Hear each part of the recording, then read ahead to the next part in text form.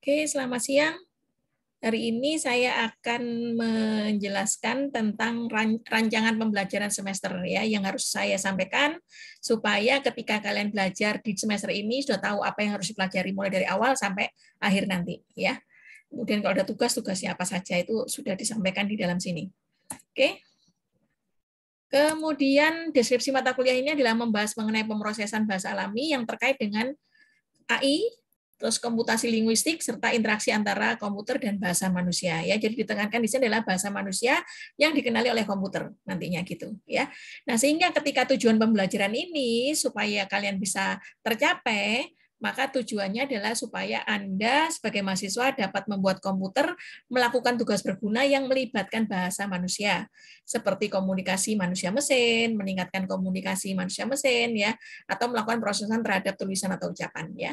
Yang kedua, memahami dan modelkan persoalan yang ada di dunia nyata ke dalam aplikasi yang mampu mengerti dan memahami makna bahasa manusia dan memberikan responnya. Di sini adalah tujuan pembelajaran selama 1 semester. Ya. Terus kemudian ada CPMK dan rencana asesmen CPMK. Apa itu CPMK? CPMK itu adalah apa? Capaian pembelajaran dari sebuah mata kuliah.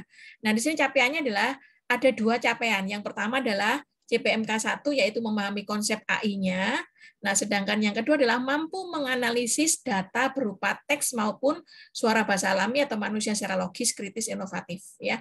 Jadi ada CPMK 1 sama CPMK 2. Nah, asesmennya atau penilaiannya nanti itu dalam bentuk ada 4 komponen ya. Jadi ada tugas, kemudian ada proyek, kemudian ada UTS dan ada UAS ya. Masing-masing nilainya 25%. Nah, yang CPMK 1 itu adalah kalian mengerjakan tugas, mengerjakan UTS, mengerjakan UAS, total nilainya adalah 75% ya. Sedangkan untuk CPMK 2 itu adalah proyek akhir, yaitu nanti kalian kerjakan berkelompok. Kelompoknya adalah maksimal 2 orang karena cuma jumlahnya ini. Kalau dulu kan 10 orang saya bagi dengan 2 orang, jadi ada 5 ya. Nah, sekarang karena hanya ada 7 orang, nanti kalian mungkin sampai ke teman-teman yang lain ya, siapa tahu ada yang mau menambah. Nah, sehingga nanti tugasnya bisa 2 orang. Nanti kalau enggak ya sendiri-sendiri, terserah kalian bagaimana nanti kesepakatan nanti ya. Nah, ini proyek akhir ini nanti itu akan saya berikan ketika setelah UTS ya. Setelah UTS saya berikan, kemudian kalian presentasi di setelah UAS. Setelah UAS ya. Setelah UAS atau setelah sebelum UAS. Jadi menjelang mau akhir kuliah. Ya, itu harus dipresentasikan. Sedangkan kalau tugas ini adalah tugas sehari-hari di mana kalian saya suruh membuat program coding ya, mengcoding. Coding nanti programnya enggak harus kalian buat sendiri, kalian boleh ngambil dari mana-mana gitu ya. Nah, kemudian dipresentasikan juga. Itu nilainya 25% sebagai CPMK 1. Nah, kalau UTS UAS itu nanti semuanya adalah dalam membuat IC ya, tulisan apa IC ininya. Tidak membuat coding. Jadi yang membuat coding nanti itu adalah di tugas ini. Ya, di tugas proyek ini. Oke. Nah, kemudian sama project group ini, ya. Nah, ini adalah pembagian penilaian komponen nilainya. Oke. Ada yang ditanyakan untuk pembagian tugas UTS, project dan UAS? Jadi tidak ada tes, ya. Jadi tes 1, jadi maksudnya tidak ada tes tulis lagi. Jadi tugas ini nanti saya anggap sebagai kalau kalian kemarin mengambil kalkulus 1 atau grafika komputer kemarin ya. Jadi tugas itu nanti sebagai nilai tes 1.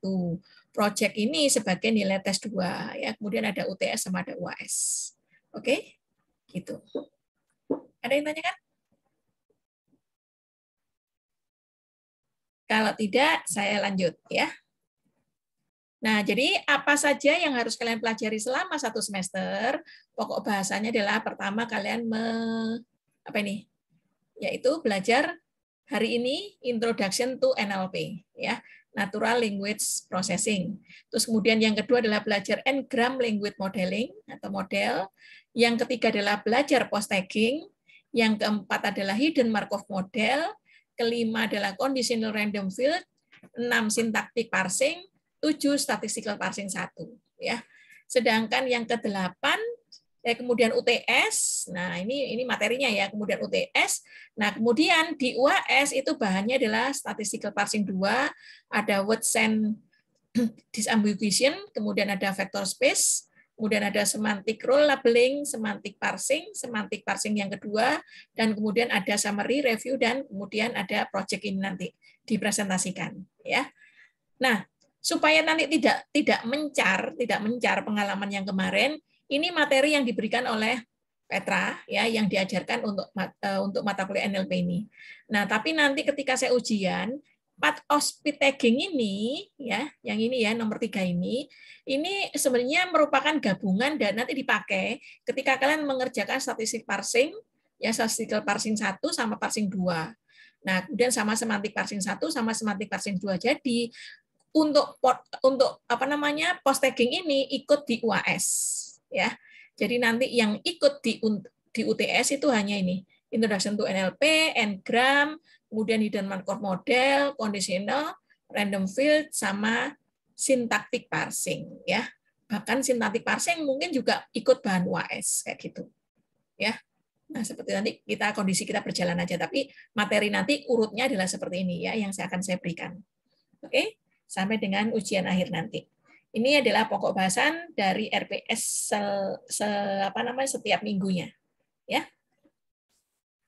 Nah, jadi ketika kalian bisa baca sendiri ya, misalnya pokok bahasan hari ini atau minggu ini, Introduction to NLP, apa yang akan kita pelajari yaitu tentang Introduction NLP itu sendiri, Communication Human and Computer, kemudian sintak, semantik dan pragmatics, kemudian ambiguity sama task in NLP, ya, seperti itu. Oke. Nah, terus ini sampai dengan minggu ke-14 ya. Jadi silakan nanti dibaca, saya akan menjelaskan setiap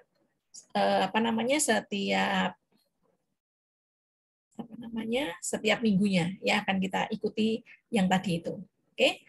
Referensinya di sini ya, yang kalian bisa download dari webnya Stanford ya. Kemudian kalian juga nanti download dari punya UI atau punya ITB untuk mengambil datasetnya. Ya, jadi kalian tidak perlu membuat dataset sendiri pada waktu tugas-tugas kecil tadi ya, tugas mingguan itu tidak perlu bikin dataset sendiri, datasetnya ambil aja ya dari perguruan tinggi lain yang sudah menyediakan datasetnya. Oke, ini untuk referensinya ya. Nah, ada yang tanya kan untuk RPS, karena kita nanti masuk ke pokok bahasan yang pertama ini, yaitu tentang Introduction to NLP. Ya. Paham? Halo? Paham ya? Jadi sekarang saya akan melanjutkan masuk ke materi yang berikutnya.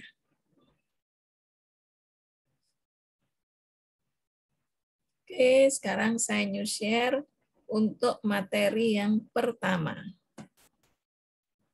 Bentar, saya buka dulu.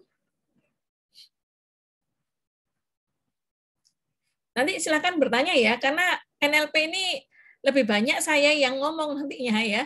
Jadi memang ini belum ada ngitungnya, artinya ada ngitungnya, ngitung probabilitas, ngitung ini banyak ngitungnya. Tapi saya tidak menjelaskan bagaimana cara ngitung karena rumusnya sudah itu gitu ya, menghitung probabilitas untuk ini rumusnya kayak gitu ya. Jadi tidak ada di dalam kuliah ini nanti selama 1 semester tuh saya yang lebih banyak ngomongnya. Nah, kecuali ketika kalian nanti yang presentasi. Ya, seperti itu. Jadi bukan seperti matematik kemarin atau ngoding untuk pada waktu kalian belajar grafika komputer ya. Sekarang masuk ke kuliah yang pertama. Saya share lagi.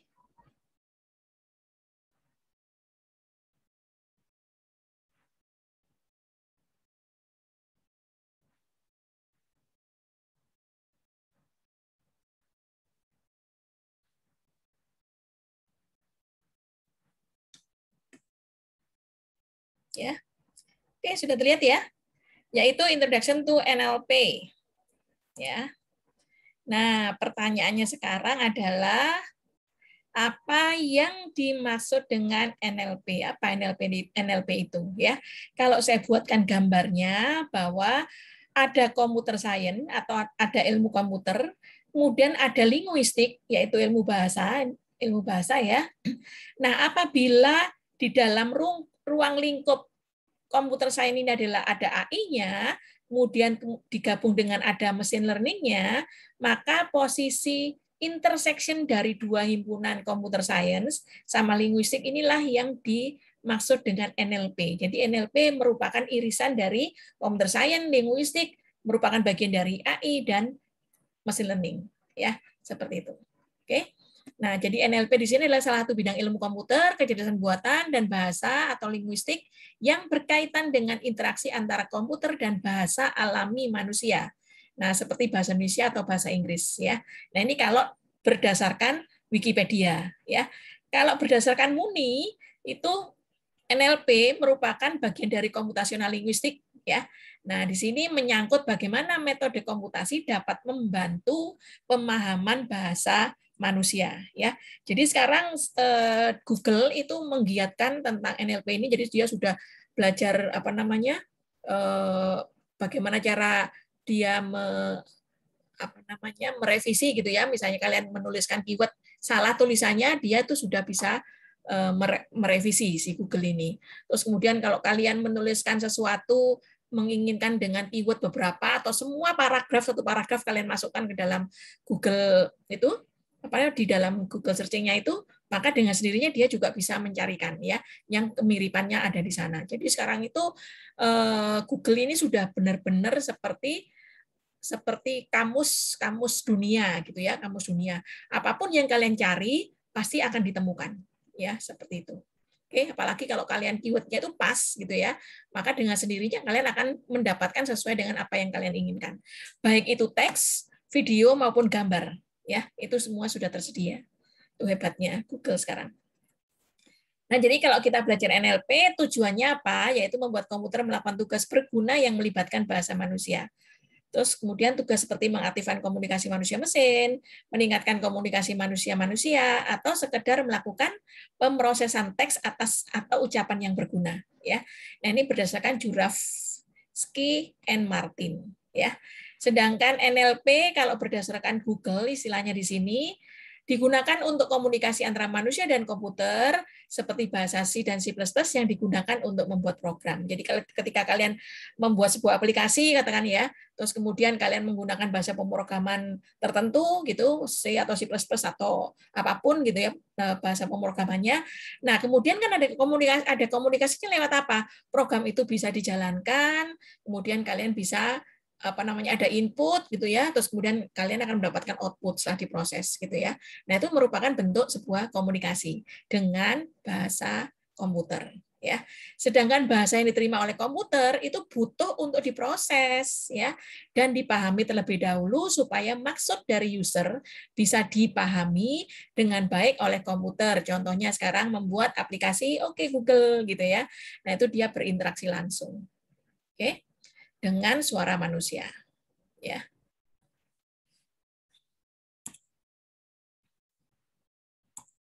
Oke. Nah, pengertian dari NLP yang lain adalah NLP merupakan salah satu cabang ilmu AI yang berfokus pada pengolahan bahasa natural. Ya, nah bahasa natural adalah bahasa yang secara umum digunakan oleh manusia dalam berkomunikasi satu sama lain. Di mana isu yang sering muncul dalam pengolahan bahasa ini adalah soal ambiguitas, yaitu soal yang membingungkan seseorang. Jadi misalnya contoh bisa gitu ya, kalau hanya bisa aja, itu bisa racun ular atau bisa itu dapat kayak gitu ya. Nah, itu merupakan bahasa-bahasa yang ambigu ketika kalian tidak memberikan penjelasan yang lainnya. Ya, seperti itu. Nah, seperti gambar yang ada di sini, misalnya kalian mengatakan sesuatu pada dogs, ya pada anjing ini, apapun yang dikatakan oleh kalian, dia tidak akan mengerti anjing ini, gitu ya. Nah, gitu. Jadi apa yang mereka dengar? Ya sama seperti ketika kalian mendengar bahasa asing yang belum pernah kalian dengarkan, ya seperti bla bla bla bla kayak gitu. Ya, di sini ada ginger kan namanya ginger, dia tahu bahwa namanya ginger, tahu dari mana? Ya dari kebiasaan kita sering memanggilnya gitu ya. Maka dia taunya dia bla bla bla ya ginger toh gitu kan. Di sini ginger ada ginger gitu ya. Nah, seperti itu ya. Nah, itulah NLP, yaitu bisa aja terjadi ambigu seperti ini. Oke. Jadi sekarang area yang berkaitan dengan NLP yaitu artificial intelligence. Kalian belajar ini teori otomata, sudah mengambil semua kan? Teori otomata, syaratnya kan harus lulus teori otomata ya. Betul. Mengambil ini. Halo? Rio, sudah? Sudah lulus teori otomatanya? Sudah. Sudah ya, semua udah ya. Jadi supaya nanti ketika saya belajar akan menjelaskan tentang CNF dan lain-lain gitu ya, ada production rule dan lain-lain, nah itu kalian harus sudah paham. Saya tidak lagi menjelaskan bagaimana cara mendapatkannya, tapi kalian harus bisa sendiri ya. Terus yang berikutnya machine learning, linguistik, psikolinguistik, cognitive science, philosophy of language ya. Itu area-area yang berkaitan dengan NLP ya.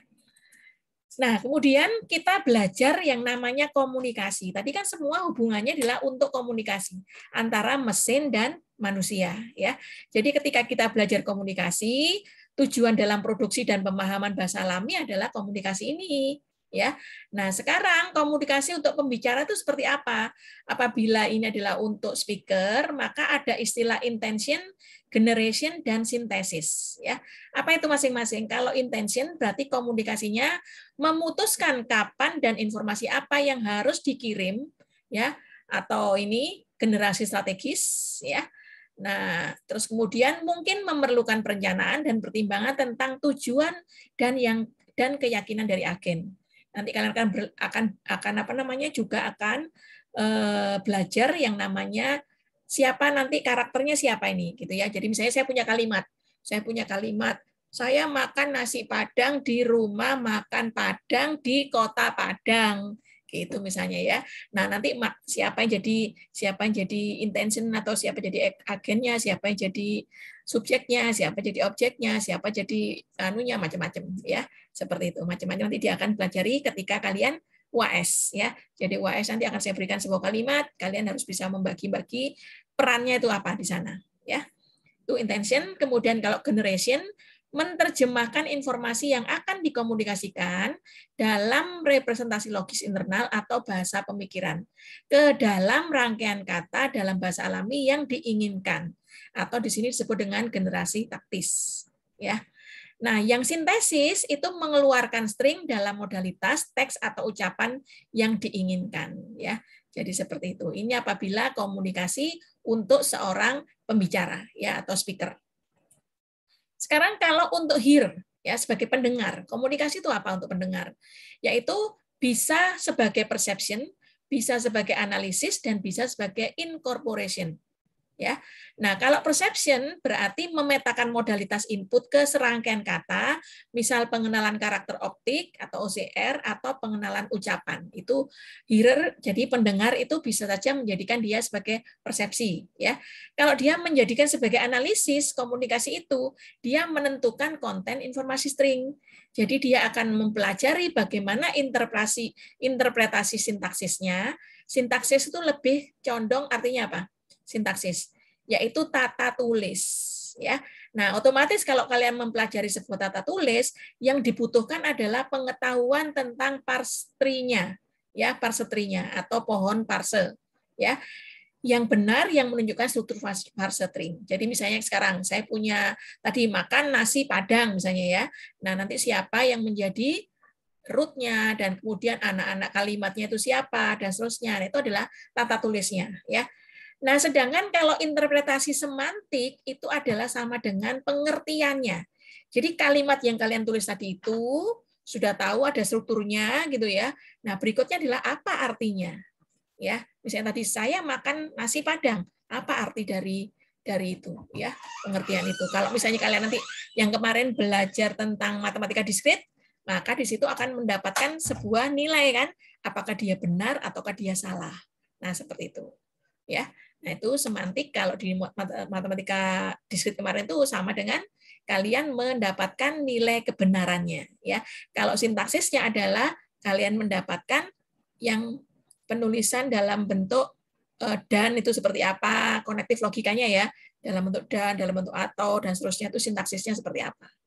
Nah, terus yang ketiga adalah interpretasi untuk pragmatis, ya, yaitu mempertimbangkan efek dari keseluruhan konteks pada pengubahan makna literal sebuah kalimat. Jadi, nanti pragmatis ini lebih condong ke arah pemberian makna dari kalimat.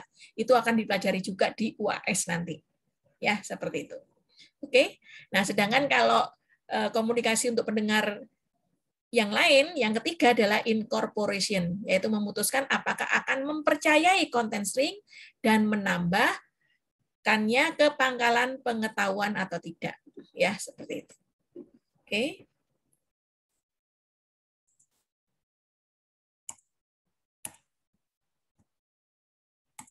Ya. Jadi kalau dibuat strukturnya ya dari berdasarkan analisisnya tadi, jadi communication kalau berdasarkan speaker itu kan dibagi 3, intention, generation, dan sintesis ya. Ini penulisannya. Jadi seperti penulisan pada waktu kalian belajar matematika diskrit, yaitu dalam bentuk apa? Logika predikat ya, dalam bentuk logika predikat bahwa H itu tahu tentang bukan alive, wumpus yang bukan alive di S3 misalnya kayak gitu ya. Nah, generationnya adalah the wumpus is dead. Nah, sintesisnya adalah seperti ini gitu ya. Nah, sekarang kalau berdasarkan hearer ya, maka di sini dibagi 3. Ada perception, ada analisis atau tadi dibagi 3 ya. Analisisnya ada parsing, ada semantik, sama ada pragmatik ya. Terus kemudian hearer yang lain bisa saja berlaku disambiguation ya, sama tadi incorporation. Oke. Nah, itu nanti merupakan definisi dari komunikasi ya, karena NLP itu pun salah satu bentuk komunikasi ya. Nah, jadi sekarang saya lanjutkan lagi tentang sintaks semantik pragmatics ya. Sintaks, apa itu sintaks? Yaitu berkaitan dengan tadi apa? Pengurutan kata yang tepat dan pengaruhnya terhadap makna. Jadi apabila kalian menuliskan sintaks yang salah atau menuliskan sesuatu sintaks, ternyata sintaksnya itu memiliki makna yang banyak ya, sehingga dia menjadi ambigu, maka di sini akan memiliki makna yang berbeda-beda antara satu dengan yang lain gitu. Contohnya misalnya the dog beat the boy, atau dibalik the boy beat the dog ya, atau beat boy dog the ya. Jadi dengan kata yang sama kalau dibalik-balik apakah memiliki makna gitu ya. Nah, kira-kira makna yang memiliki makna, anjing menggigit anak laki-laki atau anak laki-laki menggigit anjing. Nah, seperti itu ya. Itu yang benar yang mana itu nanti kalian harus tahu ya. Kemudian semantik. Nah, semantik tadi apa? Semantik itu adalah pengertiannya. Ya, yaitu menyangkut makna dari literalnya. Dari kata, literal itu terdiri dari kata, frase, dan kalimat. Contohnya saya bicara tentang plan. Ya, plan itu apa? Bisa macam-macam kan ya? Bisa plan itu sebagai sebuah organisme untuk fotosintetik ya, yaitu tumbuhan kan plan itu ya, atau bisa juga merupakan sebuah fasilitas di manufaktur gitu ya, atau bisa juga merupakan sebuah kegiatan act of the sowing ya, itu plan. Nah ini jadi nanti ketika saya punya soal di UAS pun gitu ya. Nah, ini tentang semantik, karena semantik itu nanti hubungannya dengan makna, makna itu akan hubungannya di bahan UAS ya. Itu misalnya saya punya ini, nah kalian nanti hasil akhirnya apa, outputnya apa, itu yang saya tanyakan. Ya. Demikian juga untuk pragmatis, menyangkut keseluruhan konteks, komunikatif dan sosial, dan pengaruhnya terhadap interpretasi. Ya, seperti ini. Oke. Nah, di sini nanti kalian contohnya adalah saya punya the ham sandwich wants another beer ya. Terus kemudian ini ya, nanti pada waktu kalian di belakang-belakangnya, ini materinya enggak saya terjemahkan lagi ya. Saya punya materi yang dalam bentuk bahasa Inggris ya. Karena apa? Nanti soal UTS dan soal UAS-nya juga dalam bahasa Inggris. Ya, karena kalau kita menggunakan bahasa Indonesia, yang pertama adalah Indonesia itu kurang gimana, atau saya ceritain aja ya. Jadi ceritanya gini. Kalau di bahasa Inggris ya, di bahasa Inggris atau di bahasa yang lain, itu dia sudah punya wordnet. Wordnet dalam bahasa Inggris itu sudah dibakukan ya. Jadi wordnet sudah dibakukan, kemudian pihak sana itu pihak orang linguistiknya itu paham bagaimana sehingga punya dataset. Datasetnya banyak nanti. Ada dataset menggunakan ada yang menggunakan ini brown, ada yang menggunakan pins, apa namanya banyak, pokoknya banyak gitu ya. Sementara yang Indonesia ahli bahasa sama orang teknik informatika gitu ya yang belajar tentang NLP ini tidak sinkron ya. Kita maunya ini mana tak minta WordNet dalam bahasa Indonesianya saya minta gitu ya. Ternyata ini yang minta pertama kali adalah UI sama ITB ya bekerja sama untuk mau minta ke ahli bahasa, mana kamus bahasa Indonesiamu tak pakai semua, mau saya buatkan WordNet-nya. Ternyata mereka tidak mau memberikan sehingga penelitiannya tidak berlanjut untuk bahasa Indonesia. Ya, penelitian tidak berlanjut sampai akhirnya profesor yang di UI sampai meninggal dunia. Saat ini sudah meninggal dunia, barusan meninggal dunianya ya, yang mau mewordnetkan dalam bahasa Indonesia tadi. Jadi yang beredar sekarang ada wordnet bahasa Indonesia itu belum seluruh kalimat atau seluruh kata bahasa Indonesia yang ada di kamus bahasa Indonesia. Ya, karena apa? Kok tidak semuanya terbentur oleh hak paten, terbentur oleh perizinan. Nah, seperti itu. Ya. Jadi benar-benar sangat-sangat di apa namanya?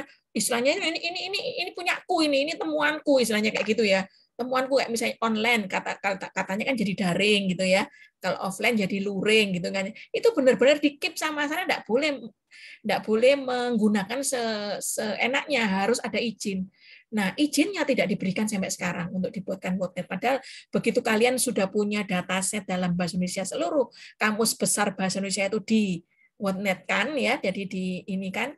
Nah, itu akan bisa jadi pelajaran, akan bisa menjadi apa namanya ilmu pengetahuan untuk orang-orang yang akan menggunakan NLP ini kayak gitu. Nah, sehingga nanti contoh-contoh soal atau akhirnya kita dalam menjelaskan NLP tidak lagi pakai bahasa Indonesia tapi menggunakan kata-kata contoh-contoh bahasa Inggris semua itu akhirnya ya. Nah, kekurangan kita seperti itu. Jadi antara manusia dengan manusia yang lain itu terlalu individualistis ya, terlalu egois untuk berbagi. Ya, seperti itu. Nah, apa yang terjadi di Indonesia dengan kata lain bahwa orang Indonesia jarang berbagi dengan ikhlas ya, memberikan ilmunya, yang terjadi adalah banyak apa? Orang Indonesia itu jadi kreatif. Tahu kenapa kreatif? Kenapa Surya? Orang Indonesia jadi kreatif. Karena dia pakai ATM, ya, bukan hanya di NLP ya, pakai ATM yaitu apa? Amati, tiru, modifikasi. Ya akhirnya banyak sekali bajakan-bajakan, betul enggak?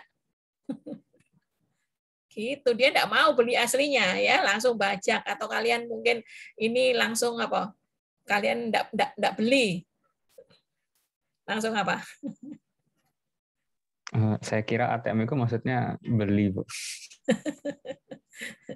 Iya, ATM itu amati, tiru, dan modifikasi, bukan otomatis itu ya, teller mesin ya. Nah, seperti itu. Jadi orang Indonesia itu kreatif karena begitu dia enggak punya gitu ya, enggak punya, entah itu enggak punya ilmunya, entah itu enggak punya uangnya atau dan sebagainya, kita dicontek aja deh gitu. Ya. Nah, akhirnya Indonesia enggak maju-maju, enggak punya hak paten dan selalu kita akhirnya beli produk-produk dari luar negeri. Gitu. Kemudian kita minta lisensi untuk dibuat bentuk masalnya, ya, dalam bentuk masal. Nah, akhirnya apa yang terjadi? Ya kita harus bayar royalti kan, seperti itu. Nah, itu enggak enaknya jadinya ya. Nah, mudah-mudahan kalian sebagai generasi muda nanti bisa ini ya, apa namanya, bisa menghancurkan ini tadi, si halunya orang-orang yang benar-benar enggak mau berkembang ya. Oke. Sekarang masuk ke pemahaman modular ya. Jadi di sini misalnya ada gelombang suara ya. Nah, ini masuk ke dalam akustik atau fonetik. Kemudian muncullah sebuah kata ya. Kemudian katanya itu dituliskan ya, tata tulisnya seperti apa, itu sintak. Nah, kemudian masuk ke parser tree ya. Dia semantiknya apa? Jadi kalau misalnya subjek gitu ya. Jadi misalnya pertama kali adalah subjek, pertama kali adalah kalimat, sentence gitu ya. Sentence itu subjeknya apa, objeknya apa. Nah, ternyata objeknya dibagi lagi atau demikian juga dengan subjeknya tadi dibagi lagi gitu ya misalnya ya. Nah, itu merupakan sintak ke semantik ya. Nah, kemudian dari sini akhirnya ada literal meaning, ada apa? Ada maknanya, maka akhirnya jadi pragmatics ya. Jadi di sini pragmatis itu akan mempunyai arti sebuah kontekstual ya. Itu dalam pemahaman modular.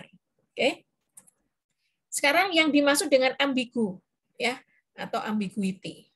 Nah, di sini NLP atau natural language atau bahasa alami itu sangat ambigu dan harus dijadikan tidak ambigu. Jadi bagaimana kita dari sebuah kata yang ambigu dibuat menjadi disambigu. Ya, seperti itu. Nah, tugas kalian nanti seperti ini. Ya, seperti ini dengan cara apa? Menghitung probabilitasnya masing-masing. Kalau misalnya tadi saya makan, misalnya ya, saya makan, atau mungkin berikutnya lagi saya punya apa? Nama misalnya Endang makan gitu ya. Atau mungkin saya minum misalnya dan seterusnya. Nah, itu seperti apa strukturnya ya, parsetrinya seperti apa. Nah, itu baru kalian bisa memastikan bahwa oh ini artinya ini gitu ya. Nah, nanti banyak sekali sesuatu yang ambigu itu banyak ya. Nah, contohnya sekarang seperti ini ya. Saya melihat pria di atas bukit dengan teleskop. Kalian lihat gambarnya di samping ini ya. Di samping ini ada gambar. Jadi ada seseorang yang melihat, jadi saya melihat pria di atas bukit dengan teleskop. Apa artinya? Artinya orang yang ada di sini ada yang di atas bukit. Orang ini ada di atas bukit, belum? Betul? Kalian di mana? Nah, disebutkan kalian berada di mana. Karena saya hanya melihat pria di atas bukit dengan teleskop. Betul enggak? Ya, itu ambigu yang pertama. Berikutnya adalah saya melihat Grand Canyon terbang ke LA. Ya, jadi saya di sini melihat Grand Canyon terbang ke LA, ya. Jadi gitu, dia menuju ke sana. Nah, ini. Terus yang berikutnya, waktu berlalu seperti panah. Nah, time flies like an arrow, ya. Nah, ini juga merupakan ambigu-ambigu, ya. Kemudian the horse flies like a sugar cube. Nah, jadi kuda terbang seperti kubus gula, ya. Nah, ini tadi yang gambarnya tadi yang saya melihat pria di atas teleskop ya. Ada saya, kemudian di atas bukit ada si orang ini tadi gitu ya. Nah, terus berikutnya lagi ada contoh lagi apa? Waktu pelari seperti pelatih. Ya, waktu pelari seperti pelatih. Nah, itu bisa juga bermacam-macam ya. Dan kalian pun juga bisa bergantung pada tanda baca. Ya, itu kalau misalnya tata tulisnya. Kalau kalian ngomong itu bisa berdasarkan jeda. Ya, jedanya beda, itu sudah ikut beda. Contohnya misalnya jangan malu-malu kucing. Ayo, apa artinya itu kalian? Saya jedakan. Jangan malu-malu kucing. Gitu. Berarti kan saya ngomong sama kucing, kucingnya tidak boleh malu, betul enggak? Tapi ketika saya ngomong jangan malu-malu kucing, berarti ini ada istilah lagi. Saya ada istilah malu-malu kucing. Kalian tidak boleh berbuat sesuatu seperti itu, gitu ya. Dilarang untuk malu-malu kucing. Nah, seperti itu. Ya. Nah, itu bisa ambigu suara, bisa juga ambigu dalam tata tulis. Oke. Terus contoh yang lain adalah seperti ini ya, waktu mobil seperti Porsche ya. Gitu. Oke. Ini adalah bentuk-bentuk ambigu. Jadi kalian ini namanya introduction, berarti adalah materi yang akan saya pelajari, cuma dijelaskan secara singkat-singkat ya, seperti itu. Berikutnya adalah speed recognition ya. Nah, speed recognition itu adalah pengenalan suara ya. Pengenalan juga speed itu bisa saja suara, bisa saja pidato, bisa saja sebuah percakapan kayak gitu ya. Nah, di sini kalian akan tahu bedanya kalau saya punya recognize speed versus recognize speech. Nah, itu jadi orang mendengarkan, kalau misalnya orang orang native speaker ngomong dengan mungkin orang Indonesia yang ngomong bisa aja seperti ini ya, yaitu mengenali ucapan ya. Mengenali ucapan itu ketika kita belajar, maksudnya arti kita setelah tahu tulisannya, oh recognize speech, mengenali ucapan gitu ya. Atau kalau kita tadi hanya mendengar saja mirip dengan ini gitu ya.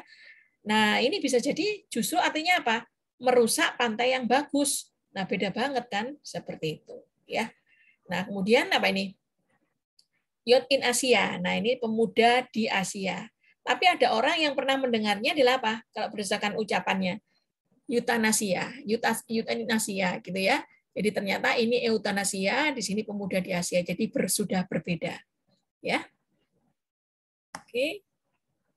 Nah, berikutnya kalau berdasarkan ambigu berdasarkan sintaktik analisisnya ya.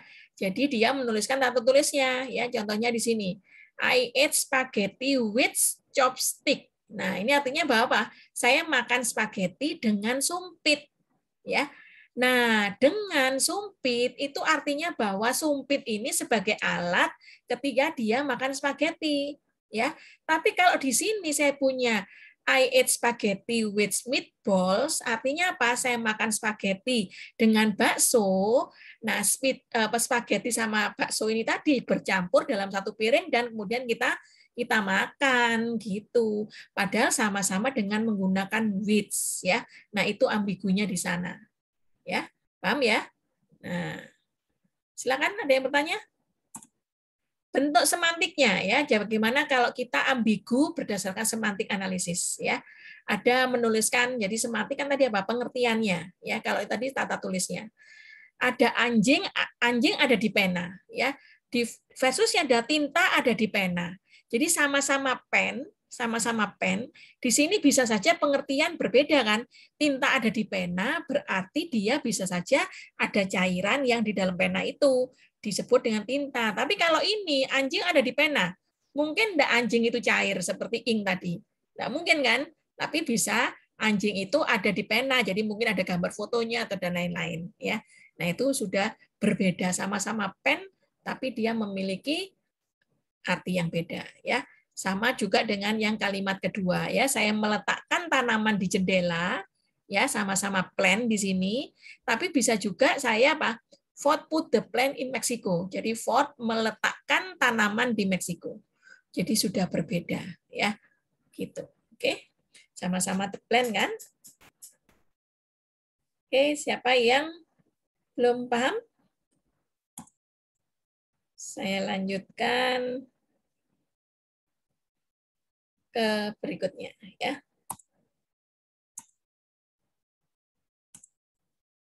Yang berikutnya adalah pragmatic analisisnya ya. Jadi misalnya dari the pink panther strike again ya, maka di sini ada percakapan, apakah anjing Anda menggigit? Nah, hotel clerk-nya jadi pegawai hotelnya ngomong ya, tidak gitu ya. Oke, terus kemudian si closing ngomong lagi ya. Ngomongnya apa? Nah, membungkuk untuk membelai anjing tadi ya. Nah, ternyata terus dibentuk dilus-lus ini doginya bagus ya gitu ya. Nah, ternyata dia kemudian dognya justru apa? Menggonggong dan kemudian menggigit menggigit tangan klosu tadi. Ya, tangan klosunya digigit. Nah, si klosunya ngomong, "Saya pikir Anda mengatakan tadi anjingnya Anda tidak menggigit." Nah, terus dia jawab si hotel clerk-nya tadi, "Loh, itu bukan anjingku." Iya kan? Enggak salah juga kan? Betul enggak? Nah, apakah anjing Anda? Nah, ini ternyata belum bikin loh. Ini bukan anjingku ya, sama-sama tidak salah dan sama-sama tidak benar ya. Jadi merupakan percakapan yang apa? Percakapan yang tidak nyambung gitu. Jadi kayak jaga sembung, tidak nyambung, jaga sembung, jaga sembung Jack gitu ya, tidak nyambung Jack gitu ya. Nah, seperti itu. Oke. Itu merupakan salah satu ambigu dalam bentuk pragmatis ya. Oke. Nah, ada lagi gabungan ambigu sejumlah besar kemungkinan penafsiran ya. Contohnya seperti ini dalam bahasa Inggris, kalimat yang diakhiri dengan frasa preposisional memiliki lebih dari 2 pangkat n interpretasi sintaksis. Lihat numbernya ya. Jadi misalnya saya punya I saw the man with the telescope. Nah, ini ada 2 parse ya. Nah, 2 parse nanti akan pelajari parse yang ini ya. Nah, bisa saja saya jadikan 5 parse gitu ya. Bisa saja saya jadikan 14 parse gitu ya. Nah, bisa saja ini tadi ya, etnun bisa menjadi 42 dan seterusnya bisa sampai 132 ya. Nah, jadi apa? Itu nanti akan berhubungan dengan makna tadi ya. Oke. Nah, itu masalah ambiguity. Nah, ada humornya ya, ada humor tentang ambiguity ini ya. Jadi banyak lelucon mengandalkan ambiguity bahasa ya. Nah, ini contohnya, misalnya suatu pagi saya menembak seekor gajah, ya, dengan piyama saya. Bagaimana dia bisa memakai piyama saya tidak akan pernah tahu, ya. Jadi ini karena kalimat-kalimatnya di sini kalimatnya menggunakan pajamas, ya. Jadi one morning I saw elephant, ya, elephant in my pajamas, ya, seperti itu. Nah, terus kemudian ini adalah lelucon-lelucon, dia mengkritik apartemen saya. Jadi saya menjatuhkannya karena dikritik gitu ya. Nah, terus ini adalah Nuh membawa semua binatang di bahtera secara berpasangan, kecuali cacing mereka datang dengan apel, gitu ya. Karena cacingnya ini mungkin bukan cacing harusnya ya, yang ada dalam apel, tapi ulat gitu ya, ulat. Tapi juga kalau misalnya dia pohon apel bisa aja kan pakai tanah. Nah, tanahnya itu di dalamnya ada cacingnya. Nah, kayak gitu-gitu ya. Ini adalah humor-humor ambiguity yang bisa di istilahnya kalau di bahasa Indonesia itu plesetan gitu ya, dipleset-plesetkan gitu. Oke. Ada juga tentang ini, kami mencari pencuri dengan sepeda ya. Jadi kan bisa aja apa? Kami mencari pencuri dengan sepeda. Jadi seseorang ini dia naik sepeda mencari pencurinya gitu ya. Tapi bisa juga kami ya mencari pencuri dengan sepeda. Ada seseorang yang naik sepeda itu sebagai pencuri, kita cari gitu, bisa macam-macam ya. Nah, jadi sekarang kita masuk mengapa language ambigu. Jadi kenapa bahasa itu menjadi ambigu? Ya, karena dia memiliki ekspresi linguistik yang unik untuk setiap kemungkinan konseptualisasi yang dapat disampaikan akan membuat bahasa menjadi terlalu kompleks dan ekspresi linguistik menjadi tidak perlu panjang. Jadi ini yang bisa membuat bahasa menjadi ambigu ya. Jadi misalnya sekarang kalau kalian pernah belajar TOEFL gitu ya, belajar TOEFL, belajar tentang reading, terus kemudian juga belajar listening, juga belajar strukturnya gitu ya. Itu dia tulisannya panjang-panjang-panjang. Kalian disuruh mengartikan bahwa makna dari kalimat ini apa sih sebenarnya gitu ya. Nah itu, atau kalian juga tulisan panjang, ini sebenarnya salahnya di mana. Nah itu posisinya adalah bisa membuat ambigu tadi. Ya, sehingga ketika kalian membuat kalimat atau nanti kalian menuliskan sebuah jurnal, pada waktu ambil TA kan kalian harus menulis artikel kan ya. Nah itu harus tahu apa? Harus tahu ininya, harus tahu bagaimana cara menulis dengan baik dan benar. Ya, karena bisa tulisan itu bisa ambigu dan seterusnya. Ya. Oke, jadi tulisannya jangan panjang-panjang. Kadang-kadang mahasiswa itu kayak mahasiswa saya ya, nulis tugas akhir atau nulis skripsi. Nah, itu nulisnya satu paragraf itu terdiri dari 50 kata di mana dia itu hanya terdiri dari 2 kalimat. Jadi misalnya pelajaran kayak gini. NLP adalah bla bla bla bla di mana ini seterusnya sampai 30 kata itu baru titik. Nah, orang membaca 25 kata dalam satu kalimat pakai bernafas enggak? Ya udah enggak pakai bernafas sudah. Nah, kalau misalnya ini terus gitu. Jadi kadang-kadang kita itu membuat kalimat yang pokok pikirannya itu tidak jelas ya. Maka kenapa kalian pada waktu SD, SMP, SMA gitu ya, diajari bagaimana membuat pokok pikiran, bagaimana membuat satu paragraf itu, bagaimana harus menuliskan sesuatu supaya tidak mempunyai persepsi yang berbeda. Itu sebenarnya pelajaran menulis bahasanya sejak kecil ya. Nah, akhirnya apa? Mahasiswa yang tidak, waduh belajar bahasa Indonesia ngebuat apa sih? Tapi begitu kalian mulai menulis buku TA, ya tugas akhir atau skripsi, sama nanti menulis artikel ilmiahnya, ya, wah kalau kalian tidak biasa menulis sulit nanti kalian untuk memulai menulis, ya. Maka sejak sekarang kalian sering-sering membaca sehingga tahu bagaimana orang menulis itu seperti orang yang menulis dengan baik itu seperti apa, ya kayak gitu. Oke. Nah, jadi ini mengapa language ambigus juga mengizinkan ambiguitas yang dapat diselesaikan, memungkinkan ekspresi linguistik yang lebih pendek, jadi misalnya kompresi data. Jadi datanya dikompres, atau mungkin kalian datanya diringkas, seperti itu. Ya, diringkas. Dan bahasa itu bergantung pada kemampuan orang untuk menggunakan pengetahuan dan kemampuan inferensi. Inferensi itu penalaran, ya. Mereka untuk menyelesaikan ambiguitasnya dengan benar. Ya, seperti itu. Itu mengapa kita harus punya bahasa untuk ambigu ya. Jadi sekarang kalau saya mau tuliskan apa beda antara natural language dan versus computer language ya. Jadi bahasa natural sama bahasa komputer itu seperti apa? Ya. Nah, ini adalah tujuannya supaya kalian tidak terjadi ambigu, karena ambigu itu sebenarnya merupakan perbedaan utama antara bahasa alami dan bahasa komputer. Ya, seperti itu. Terus bahasa pemrograman formal itu dirancang agar tidak ambigu. Ya, jadi tujuannya kalian belajar NLP seperti ini, tujuannya tidak ambigu ketika kalian membaca sebuah artikel atau ketika kalian membaca sebuah sebuah dataset di tempat-tempat lain, diambil dari tempat lain gitu ya.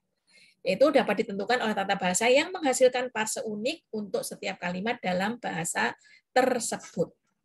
Ya.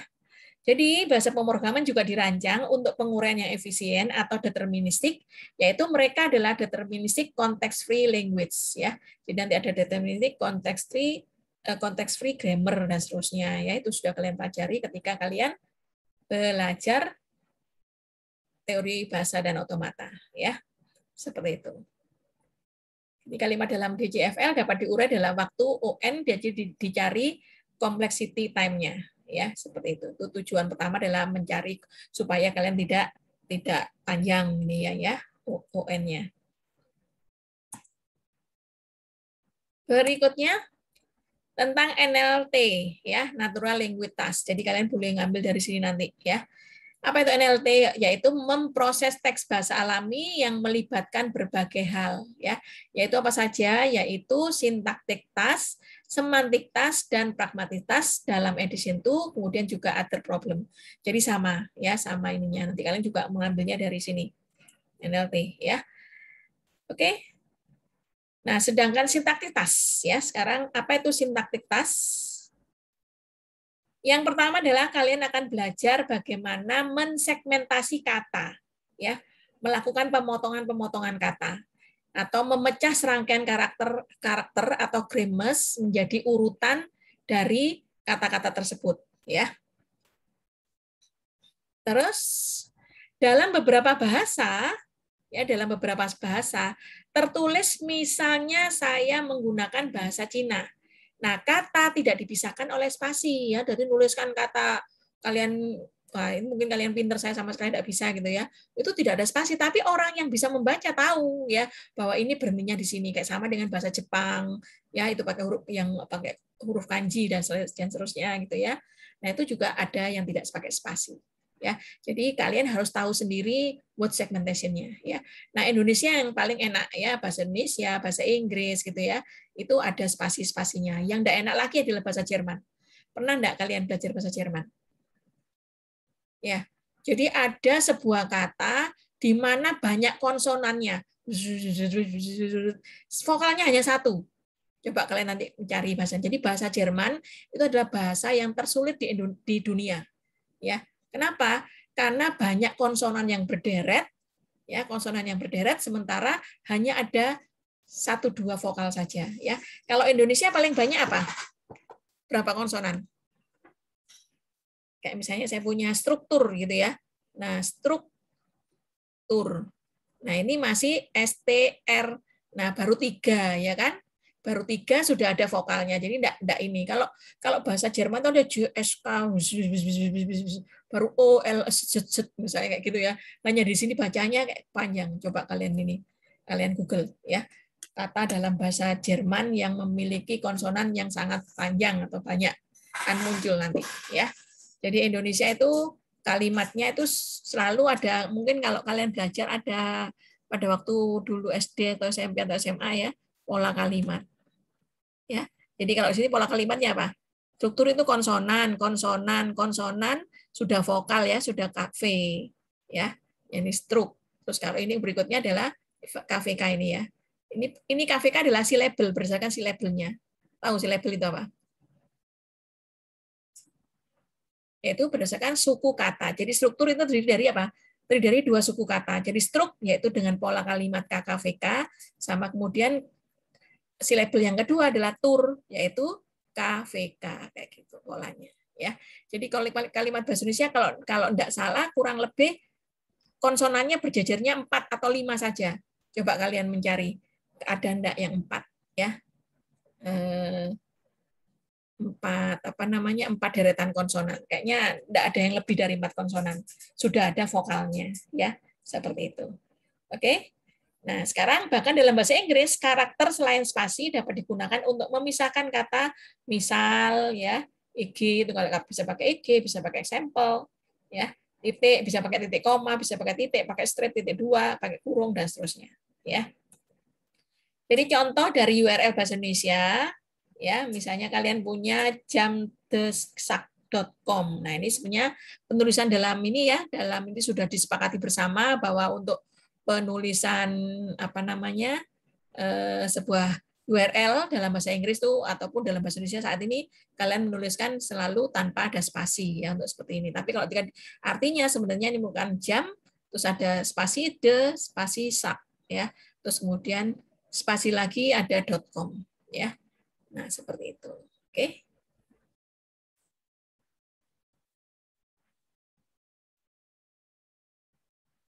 Ada yang bertanya?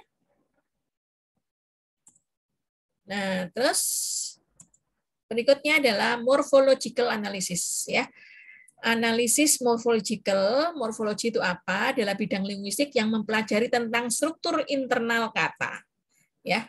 Nah, kemudian ada morfem adalah unit linguistik terkecil yang memiliki arti semantik. Ya, jadi misalnya carry, pre, at, lie, as dan sini ya. Itu morfem. Terus kalau morphological analysis itu apa? Dia bertugas membagi kata menjadi morfem-morfemnya. Contohnya misalnya saya punya carry ya. Sebenarnya dalam bahasa Inggris past tense itu kita punya carry ditambah ed ya. Enak bahasa Indonesia tidak ada kata past tense, mau ngomong yang kemarin, mau ngomong yang sekarang, mau ngomong yang akan datang, semua kalimatnya sama. Betul enggak? Ya, enak sekali. Misalnya sekarang saya pergi ke sekolah. Nah, waktu kalian ngomongnya kemarin gimana? Caranya ngomong saya pergi sekolah. Ya sudah, tetap kan saya pergi ke sekolah. Ya kemarin saya pergi ke sekolah, tambah kata kemarin. Ya, kalau akan datang, ya nanti saya akan pergi sekolah. Masih ada kata nanti, ada penambahan. Tidak ada tambah ed atau tambah es atau tambah eng gitu ya di dalam bahasa Indonesia. Itu enaknya bahasa Indonesia. Ya. Nah, ada independently kayak gitu. Nah, itu menjadi in sama depend sama and dan sama li ya. Bergantung. Kalau Indonesia tinggal menambahi apa? Tinggal menambahi, masih ingat dalam bahasa Indonesia? Misalnya di akhiran makan jadi makanan gitu ya. Ada kean, ada pean, ada beran misalnya ya. Terus ada belakangnya kan dan seterusnya. Itu tinggal nambah-nambahin aja. Tapi artinya tetap ditambah kata dasar itu ya tetap tidak menjadi dua kata. Kalau ini bisa menjadi dua kata kan artinya kan kayak independently berarti apa? Ini kan li bisanya apa? Secara gitu ya. Jadi secara independen, berarti kan terdiri dari dua kata sebenarnya. Ya kalau Indonesia kan ya sudah secara itu secara seperti ini ya sudah dia sebenarnya tiga kata kayak gitu, enggak memiliki arti yang ambigu kayak gini ya. Terus misalnya Googles itu berarti Google dan Earth. Ditambah S itu plural ya. Unlockable berarti ada unlock plus able ya, atau bisa juga unlock ditambah able gitu ya. Jadi unlock-nya bisa duluan unlock. Kalau ini un sama lock tambah ini ya. Gitu. Oke. Itu nanti kalian belajar pada morphological analysis. Sekarang post tagging. Ya. Nah, ini post tagging yaitu apa? Anotasi setiap kata dalam kalimat dengan part of speech. Ya, jadi menandai. Contohnya ini supaya tidak jadi ambigu, nanti kalian belajar post tagging seperti ini ya. Jadi kalimatnya itu artinya seperti apa? Sehingga ketika kalian mencari kalimat ya kayak kalian mencari di Google ya, searching di Google misalnya saya masukkan I ate the spaghetti with meatball, itu kan kemudian akan muncul banyak page-page gitu ya, banyak halaman-halaman page itu kan muncul kan, ini muncul, mana yang paling benar ya, itu karena hasilan perhitungan di dalam post tagging ini kayak gitu ya. Nah, sehingga ketika kalian membuat sebuah ini nanti adalah pastrinya ya, yang nanti kalian ada diketahui probabilitasnya ya. Terus kemudian kalian harus diberi siapa itu menjadi header, siapa yang menjadi ini macam-macam nanti ya, ketika kalian belajar post tagging sama ke yang bab UAS nanti. Ya. Jadi di sini I di sini menjadi pronouns ya. It itu menjadi verb. Nah, the itu determine. Terus spaghetti itu sebagai noun, which itu sebagai proposition, dan meatball itu sebagai noun juga ya. Nah, sehingga ketika kalian nanti membuat sebuah struktur kalimat dalam post tagging, siapa yang menjadi sentence kalimat, terus siapa yang menjadi subjek dan siapa yang menjadi berikutnya ya. Terus nanti dipisah lagi dan seterusnya. Itu belajar post tagging ya. Nah, kemudian juga ini John saw the sow. Nah, ini kan Apa artinya? John di sini otomatis pronoun gitu ya. So di sini adalah verb, tapi di sini so di sini ya bisa lain lagi dan seterusnya. Nah, juga to sama to di sini itu akan berbeda ya, bergantung pada kalimatnya. Sehingga ketika kalian membuat strukturnya ya, strukturnya ini itu bisa bermacam-macam. Nah, mana yang dipilih apabila nanti probabilitasnya tertinggi. Ya. Jadi nanti UTS, UAS-nya juga kalian ngitung-ngitung seperti ini, ya. Gitu. Tapi tidak hanya seperti ini, kalian membuat parse tree-nya ya nantinya. Jadi berguna untuk penguraian sintaksis dan disambiguisi dengan arti kata berikutnya. Jadi supaya tidak apa? Ini kalimatnya diperjelas supaya tidak terjadi ambigu gitu ya. Sehingga menjadi jelas. Disambigu kan berarti kalau ambigu itu meragukan atau membingungkan, berarti kalau disambigu ya berarti tidak lagi bingung ya. Jadi sudah jelas. Nah, berikutnya kalian nanti juga belajar frase cangking ya. Nah, apa itu? Yaitu menemukan semua non-rekarsif dari non-phrase, ya, non-frase, dan verb phrase. Ya. Jadi kalian selalu nanti dalam sebuah sentence, kalian bagi selalu ada NP sama ada VP. Itu mula-mula. Ya. Frase cangkingnya seperti itu. Nah, baru nanti NP-nya itu akan bermacam-macam. Tadi ada pronoun, ada non, dan seterusnya. Sedangkan verb frasanya itu juga akan punya pembagian lagi ya berdasarkan frase cangkingnya. Jadi seperti itu. Sehingga ketika kalian tadi punya I ate the spaghetti with meatball gitu ya, maka di sini I itu jadi NP, it itu VP gitu ya. Jadi dibagi menjadi frase-frase. Frase itu apa? Frase itu anak kalimat ya. Nah, ini juga seperti itu. Oke, itu frase cangkingnya. Nah, sekarang kalau syntactic parsing, nanti di tadi bahan UAS ya, syntactic parsing ini, yaitu menghasilkan parser tree sintaksis yang benar untuk sebuah kalimat. Ya, gitu. Nah, contohnya seperti ini. S ini sentence, ya, sentence selalu dibagi menjadi NP sama VP, yaitu sebagai non, frase, sama verb frase. Nah, NP-nya itu dibagi menjadi pro, ya pronoun yaitu I. Ini sama kasusnya dengan sebelah kiri. Ini kan kita membandingkan ya, nanti mana yang paling benar itu yang memiliki probabilitas terbesar ketika kita hitung ya. Sedangkan VP ini punya verb yaitu add ya. Nah, terus kemudian ini juga sama add, tapi begitu saya punya the spaghetti, ini ternyata saya bagi lagi yang sebelah kiri, ada NP sama ada PP. Ya, kalau ini NP-nya dibagi menjadi ada det, ada N sama ada PP ya, seperti itu.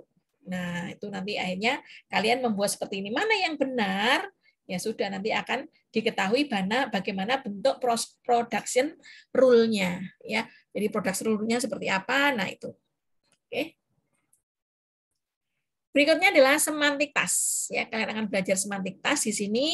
Apa itu? Ya, kalian akan belajar yang namanya word sense disambiguity. Jadi sebuah kata-kata yang sudah tadi tidak lagi membingungkan, ya. Nah, kata-kata dalam natural language itu biasanya memiliki beberapa kemungkinan arti yang berbeda. Jadi kalian mencari maknanya. Contohnya seperti ini, ya. Interest yang di atas sama interest yang di bawah, ya. Kalau yang di atas kalimatnya interest itu minat karena kalimatnya adalah menjadi apa? Ellen memiliki minat yang kuat pada linguistik komputasi, ya. Ini interest artinya. Tapi begitu saya punya Ellen pays a lot amount of interest on her credit card, ya, maka di sini Ellen membayar bunga. Jadi interest di sini adalah bunga, sejumlah bunga, ya, dalam jumlah besar pada kartu kreditnya. Sudah beda banget, ya. Nah, itu nanti kalian akan mempelajari seperti ini dalam mencari makna nantinya, ya, makna literalnya. Oke. Itu nanti di bahan UAS juga. Di bahan UTS itu masih dasar-dasar, ya. Jadi untuk banyak tugas, question answering, translation, arti yang tepat dari setiap kata ambigu dalam kalimat harus ditentukan. Sehingga nanti tugas akhir itu apa saja tentang NLP ini nanti bisa kalian lihat ya, kita dibagi-bagi. Yang berikutnya, semantic role labeling. Nah, ini yang tadi saya katakan bahwa ada sebuah pengertian di mana dia berperan sebagai siapa. Ya, seperti itu. Itu nanti juga akan dipelajari di UAS, ya, semantic role labeling. Ya, jadi untuk setiap klausa menentukan peran semantik yang dimainkan oleh setiap frase kata benda yang merupakan argumen dari kata kerja ya. Jadi nanti misalnya saya punya agent, kayak contohnya di sini John itu sebagai agent ya. Drove itu sebagai destination ya. Karena John mengendarai Mary di sini. Nah, Mary itu sebagai pasien ya, pasien atau pasien ya. Terus kemudian from di sini adalah apa di sini? Destination ya, dari Austin. Jadi Austin adalah source. Kemudian Dallas itu destination-nya. Nah, kemudian in itu juga destination. Nah, saya punya his Toyota Prius itu adalah instrumennya, alatnya ya. Jadi dia mengendarai Mary ini. Jadi dia bisa punya pengertian dia mengendarai Mary. Mary itu bisa saja nama yang lain ya, tapi bisa juga John mengendarai atau dia menjadi pengendaranya si Mary ini ya, gitu. Berkendara juga bisa artinya. John berkendara dengan Mary dari Austin ke Dallas. Ini adalah source-nya, sama ini tujuannya, nama kotanya, terus kemudian ini mungkin naik mobilnya, ya. Tapi bisa punya pengertian banyak. Oke, jadi nanti kalian harus tahu SR-nya siapa, ya, role-nya itu menjadi apa, ya. Nah, contohnya misalnya seperti ini, the hammer broke the window. Jadi di sini hammer itu adalah instrumen, dia jatuh gitu ya. Nah, atau jatuh ke jendela di sini ya. Atau merusakkan jendela juga bisa. Oke. Nah, itu adalah jadi kalian akan belajar yang namanya role labeling ya.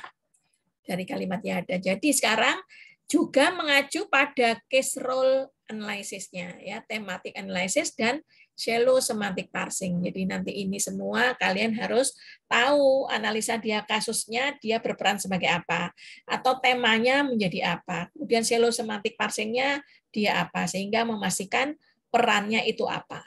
Ya, seperti itu. Oke. Nah, berikutnya adalah semantic parsing ya. Jadi kalau tadi bicara tentang post tagging, terus syntactic parsing, semantic parsing, dan seterusnya nanti, itu semua akan berbentuk struktur tree seperti ini. Ya. Itu nanti tugas kalian di UAS. Ya. Ini contohnya, sebuah semantic parser memetakan kalimat bahasa alami ke representasi semantik yang lengkap dan mendetail atau dalam bentuk logis. Ya.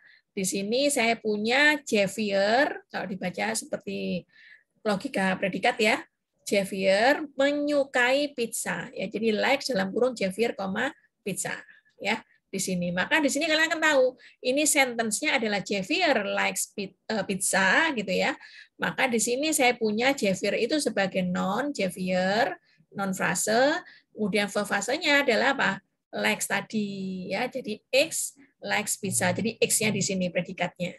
Ya, gitu. Nah, kemudian noun-nya ini adalah jadi Javier. Kemudian verb-nya, likes itu kan bisa saja dengan apa? Tadi X likes pizza. Jadi di sini saya punya verb-nya sama noun-nya di sini, ya, pizzanya. Oke.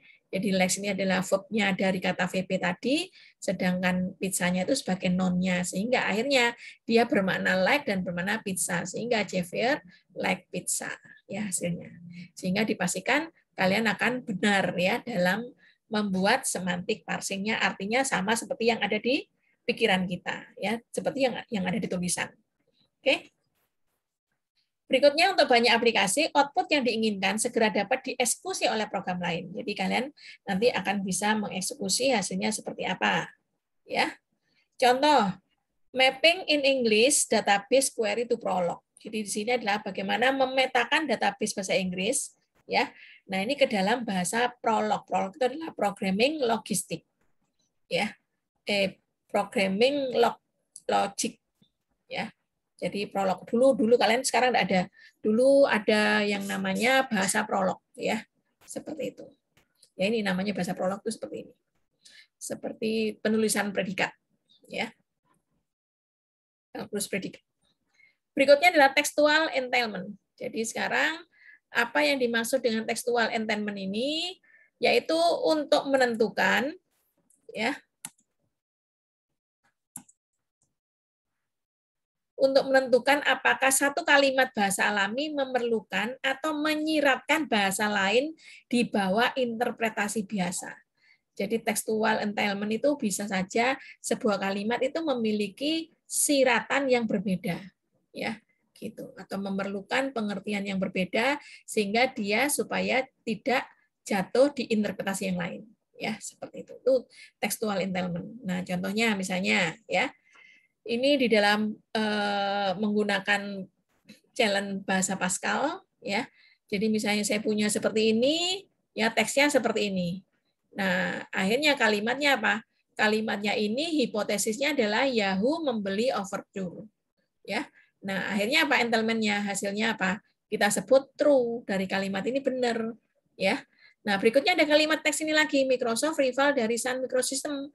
Nah, hipotesisnya adalah Microsoft telah membeli Star Office ini tadi, kalimat ini. Jadi ini seperti hipotesis untuk untuk merikas atau membuat tekstual entailment-nya sehingga dia memiliki hasil salah atau betul, ya. Nah, ternyata hasilnya false misalnya, ya. Nah, kemudian ini kalimatnya. Ada National Institute, ya, untuk psikobiologi, ya, di Israel itu didirikan di bulan Mei tahun 1971 sebagai Israel Center untuk psikobiologi, ya, by Proof Joel. Jadi artinya bahwa di sini Israel itu yang didirikan pada apa? Bulan Mei 1971, salah gitu. Jadi bukan Israelnya yang didirikan pada tahun ini, tapi Institut Nasional ini yang ada di Israel ini yang berdiri di sini, ya. Berarti kalau kalian mengambil mencuplik dari ini Israel was as ini, ya, satu kalimat yang kedua ini, satu baris kata-kata di baris yang kedua ini ditulis sebagai bentuk hipotesis, ya sebutannya salah karena bukan ini yang lahir didirikan tahun 71, ya, tapi Institut Nasionalnya, ya.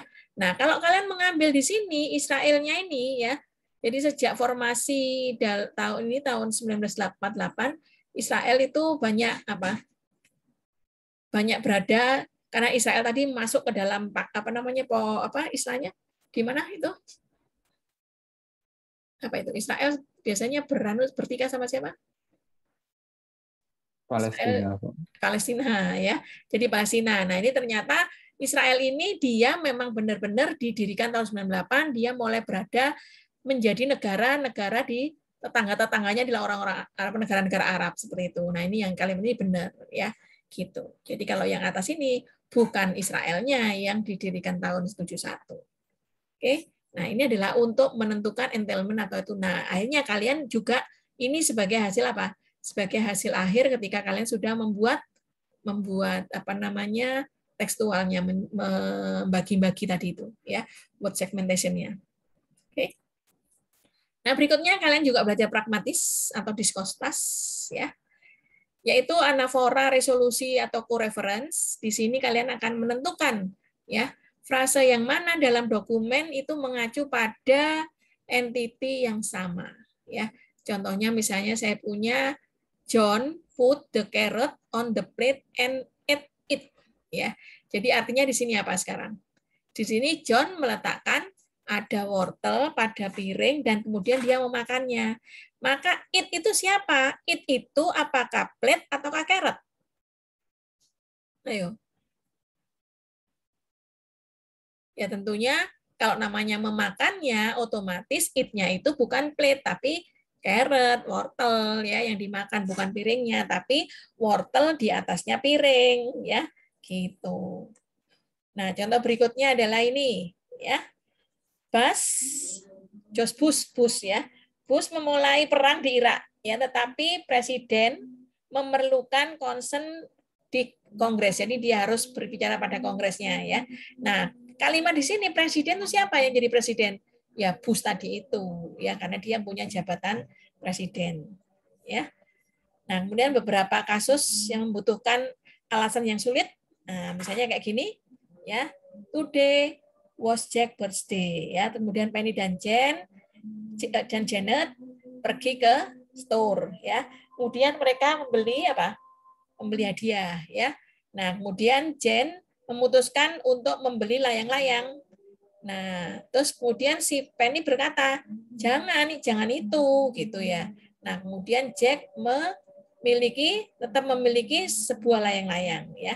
Nah, kemudian dia akan membuat apa? Akan membuat dia mengambilnya lagi, ya. Jadi artinya bahwa ini tadi dia tetap menganukan layang-layang, tapi dia enggak membeli dari si ini tadi, ya, membeli di store tadi. Nah, itu bisa memiliki apa? Alasan yang bermacam-macam. Kenapa dia melarang si pen ini? Kenapa kok melarang jangan membeli layang-layang gitu ya? Gitu misalnya. Oke. Jadi di sini it itu apa? It itu adalah kait ya, kait di sini layang-layang itu. Oke, take it di situ. Nah, itu kalian nanti kalau belajar TOEFL ya nanti akan belajar ini. It di situ sebagai apa ya ketika kalian reading. Ada yang sering atau ada yang pernah tes TOEFL? Atau IELTS? Ada? Di Petra tidak ada ketentuan bahwa kalau lulus S1 nilai TOEFL-nya minimal harus 450 gitu. Ada? TOEFL ada, Bu. Ada. Berapa minimalnya? Saya kurang tahu. Sama mungkin. Iya. Nah, itu kalau kalian nanti menghitung, ini kan pekerjaan ini adalah kalian nanti it siapa gitu ya. Di readingnya panjang, pertanyaannya pendek gitu ya. Nah, itu menyebalkan kita ketika kita harus mencari mana jawaban yang paling benar gitu ya. Tuh. Nah, kalau S1 itu 450, kalau S2 itu 477, kalau S3 lulus S3 harus TOEFL-nya harus 500. Kalau sekolah ke luar negeri TOEFL-nya harus 650. Ya, seperti itu. Nah, berikutnya ellipsis resolution. Seringkali kata-kata dan frase ya dihilangkan dari kalimat ketika mereka dapat disimpulkan dari konteksnya. Ya, jadi kata-kata itu di ini ya. Contohnya seperti ini. Ya, orang bijak berbicara karena mereka ingin mengatakan sesuatu. Orang bodoh berbicara karena mereka harus mengatakan sesuatu. Itu bedanya. Nah, di sini kalian akan bisa melihat ini kalimatnya si Plato ya. Melihat bahwa kalimatnya bisa saja dipotong ya. Seperti ini, foolish man talk. Jadi artinya akan memiliki sebuah kalimat yang berdasarkan penghilangan kata-kata tadi ya. Jadi seringkali kata dan frase itu dihilangkan dari kalimat ketika kita bicara tentang sesuatu. Ya, dari kalimat itu bisa dihilangkan. Kayak misalnya contohnya dalam bahasa Indonesia, saya makan dan saya minum misalnya. Ya, apa yang terjadi? Yang terjadi saya tidak perlu menyebutkan, saya bisa saja menghilangkan saya, ya kan? Jadi saya makan dan minum. Nah, kayak gitu. Itu akan dihilangkan sayanya ya. Apabila ada yang bisa dihilangkan. Oke. Nah, berikutnya other task. Yang pertama adalah IA ya. Jadi information extraction. Yaitu apa? Yaitu ini biasanya sudah ke aplikasi nih ya. Jadi tas-tas yang lain ya, tugas-tugas yang lain yaitu bisa kalian mencari informasi ekstraksinya, yaitu mengidentifikasi frase dalam bahasa yang mengacu pada tipe entity khusus dan kemudian kalian juga menggunakan relasi dalam teksnya. Jadi ketika kalian mencari informasi extraction-nya, contohnya misalnya kalian punya buku misalnya, buku terdiri dari satu paragraf atau kalian punya kitab lah ya, punya sebuah, bukan kitab lah, punya buku gitu ya, sebuah novel gitu ya, novel. Nah, bagaimana kita tahu bahwa novel itu berisi tentang ini ya? Otomatis biasanya sintaksis dari novel tersebut yang bisa dipakai sebagai acuan. Jadi contohnya misalnya sekarang kalian akan mengklasifikasi, jadi bisa dibuat tugas akhir ya. Jadi kalian mau melakukan klasifikasi dari sebuah novel, apakah ini bergenre detektif, apakah dia bergenre bergenre romantis misalnya atau bergenre horor misalnya, seperti itu ya. Nah, caranya seperti apa? Kalian harus bisa mengajari komputer tersebut, membuat dataset tersebut kalau horor ya, novel horor atau misteri itu apabila ada kata-kata ini, ada kata itu, ada kata macam-macam ya. Nah, itu horor, misalnya di situ ada yang diceritakan ada kuntilanak misalnya ya, ada pocong, ada hantu, ada Dracula, atau ada pokoknya serem-serem gitu ya. Nah, ada misteri, kalimat apa, kalimat apa. Nah, terus kemudian kalau yang tadi drama atau apa romantisme itu mungkin ada percintaan, ada I love you, ada seorang ini, pacarnya ini, dan seterusnya. Satu lagi yang novelnya tentang apa lagi tadi ya, misalnya udah itu banyak. Nah, akhirnya ketika kalian nanti memasukkan atau menginputkan sebuah kata yang tidak dikenal, kata apa namanya, kalimat yang tidak dikenal di dalam sebuah paragraf misalnya dimasukkan ya, atau kata-kata tertentu dimasukkan, ini merupakan termasuk novel kategori apa. Nah, itu bisa di apa namanya di TA-kan dengan menggunakan informasi extraction ini ya. Jadi kalian akan bisa melakukan pengklasifikasian dia termasuk tergolong apa ya. Nah, itu contoh-contoh nanti yang bisa di-TA-kan. Oke. Terus kemudian kalian juga bisa memberi entity recognition-nya ya. Nah, di sini adalah mengidentifikasi nama orang-orangnya, nama-nama tempatnya, nama organisasinya, dan seterusnya. Ya, jadi misalnya people, organization, place. Ya, jadi misalnya di sini ini tadi perannya ya. Jadi Michael Dell ini adalah orang ya, kemudian CEO ini adalah organisasinya. Apa? Tidak disebutkan di sini ya. Bisa dikurangi. Kemudian place, di sini place-nya adalah Austin sama Texas. Ya. Nah, terus kemudian Dell Computer Corporation itu nama organisasinya. Ya. Nah, seperti itu. Jadi diekstraksi masing-masing. Jadi misalnya nanti akhirnya siapakah Michael Dell, nah dia nanti akan bisa menuliskan di sini ya Michael Dell itu adalah ini, jadi memberikan solusi ya seperti itu. Atau bisa juga kalian punya sebuah misalnya di sebuah buku gitu ya, di sebuah buku kayak misalnya tugas akhir. Tugas akhir kan sebenarnya apa itu? Tugas akhir kan pertama kali tugas akhir selalu diawali dengan kata abstrak ya. Abstrak itu biasanya terdiri dari 3 kalimat. Di mana kalimat yang tiga paragraf ya. Paragraf pertama biasanya menceritakan tentang latar belakang kenapa kita mengambil judul itu ya. Sedangkan paragraf kedua mengapa kita mengambil metode itu sehingga diceritakan metodenya atau cara kerjanya gitu ya. Itu atau algoritmanya diceritakan di paragraf yang kedua. Sedangkan paragraf yang ketiga itu adalah hasil dari uji coba kalian.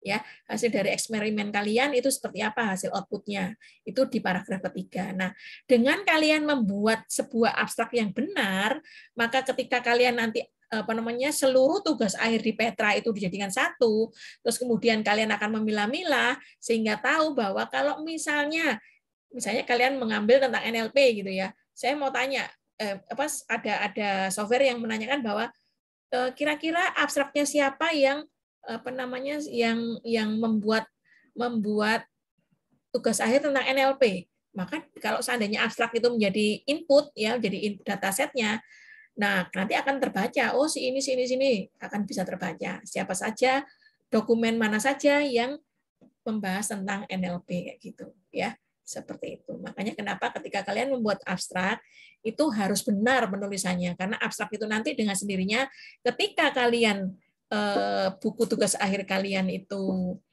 diupload di internet gitu ya sehingga ketika ada orang yang mencari tentang materi yang mereka cari gitu ya dimasukkan ke Google ini tadi ya di searching, nah ternyata muncul di halaman pertama Google tugas akhir kalian. Itu berarti apa? Di tugas akhir kalian itu benar-benar memang membahas tentang sesuatu yang dicari seperti itu, kayak gitu. Ya. Oke. Terus kemudian adalah relasi ekstraksi mengidentifikasikan menjadi relasi yang khusus antara entity-nya, ya.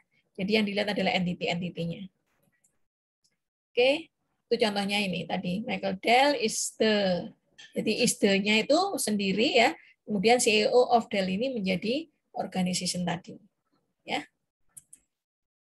Live in Austin, Texas-nya tetap sama. Jadi dia bisa merelasikan ekstraksinya yang berbeda tadi, ya. Kalau di sini organisasinya Dell Computer, kalau ini dia tidak hanya sekedar di Dell Computer Corporation, tapi dia menjadi CEO, ya, menjadi direktur utamanya. Oke. Jadi ini Michael Dell menjelaskan tentang ini, oke. Tuh, ya. Nah, nanti kalian akan membuat seperti ini ketika di itu nanti di UAS-nya ya. Nah, jadi artinya bahwa tadi IE ini tadi bisa dipakai sebagai salah satu metode ketika kalian mengerjakan tugas akhir. Berikutnya, yaitu question and answer. Ini pun juga bisa menjadi topik di tugas akhir kalian ya tentang question answer, yaitu menjawab secara langsung pertanyaan bahasa alami berdasarkan informasi yang disajikan dalam corpora of textual document. Jadi misalnya web. Jadi kalian nanti membuat question and answer ya. Nah, misalnya sekarang kalian bertanya ya, coba kalian tuliskan di Google. Kapan Barack Obama lahir? Pasti Google akan menjawab. Betul? Nah, itulah question and answer. Jadi ketika kalian menanyakan sesuatu, di situ muncullah jawaban. Ya. Pertanyaannya, siapa presiden ketika Barack Obama lahir? Nah, dia kan tahu juga John F. Kennedy. Kenapa? Tahun lahirnya tahun 1961.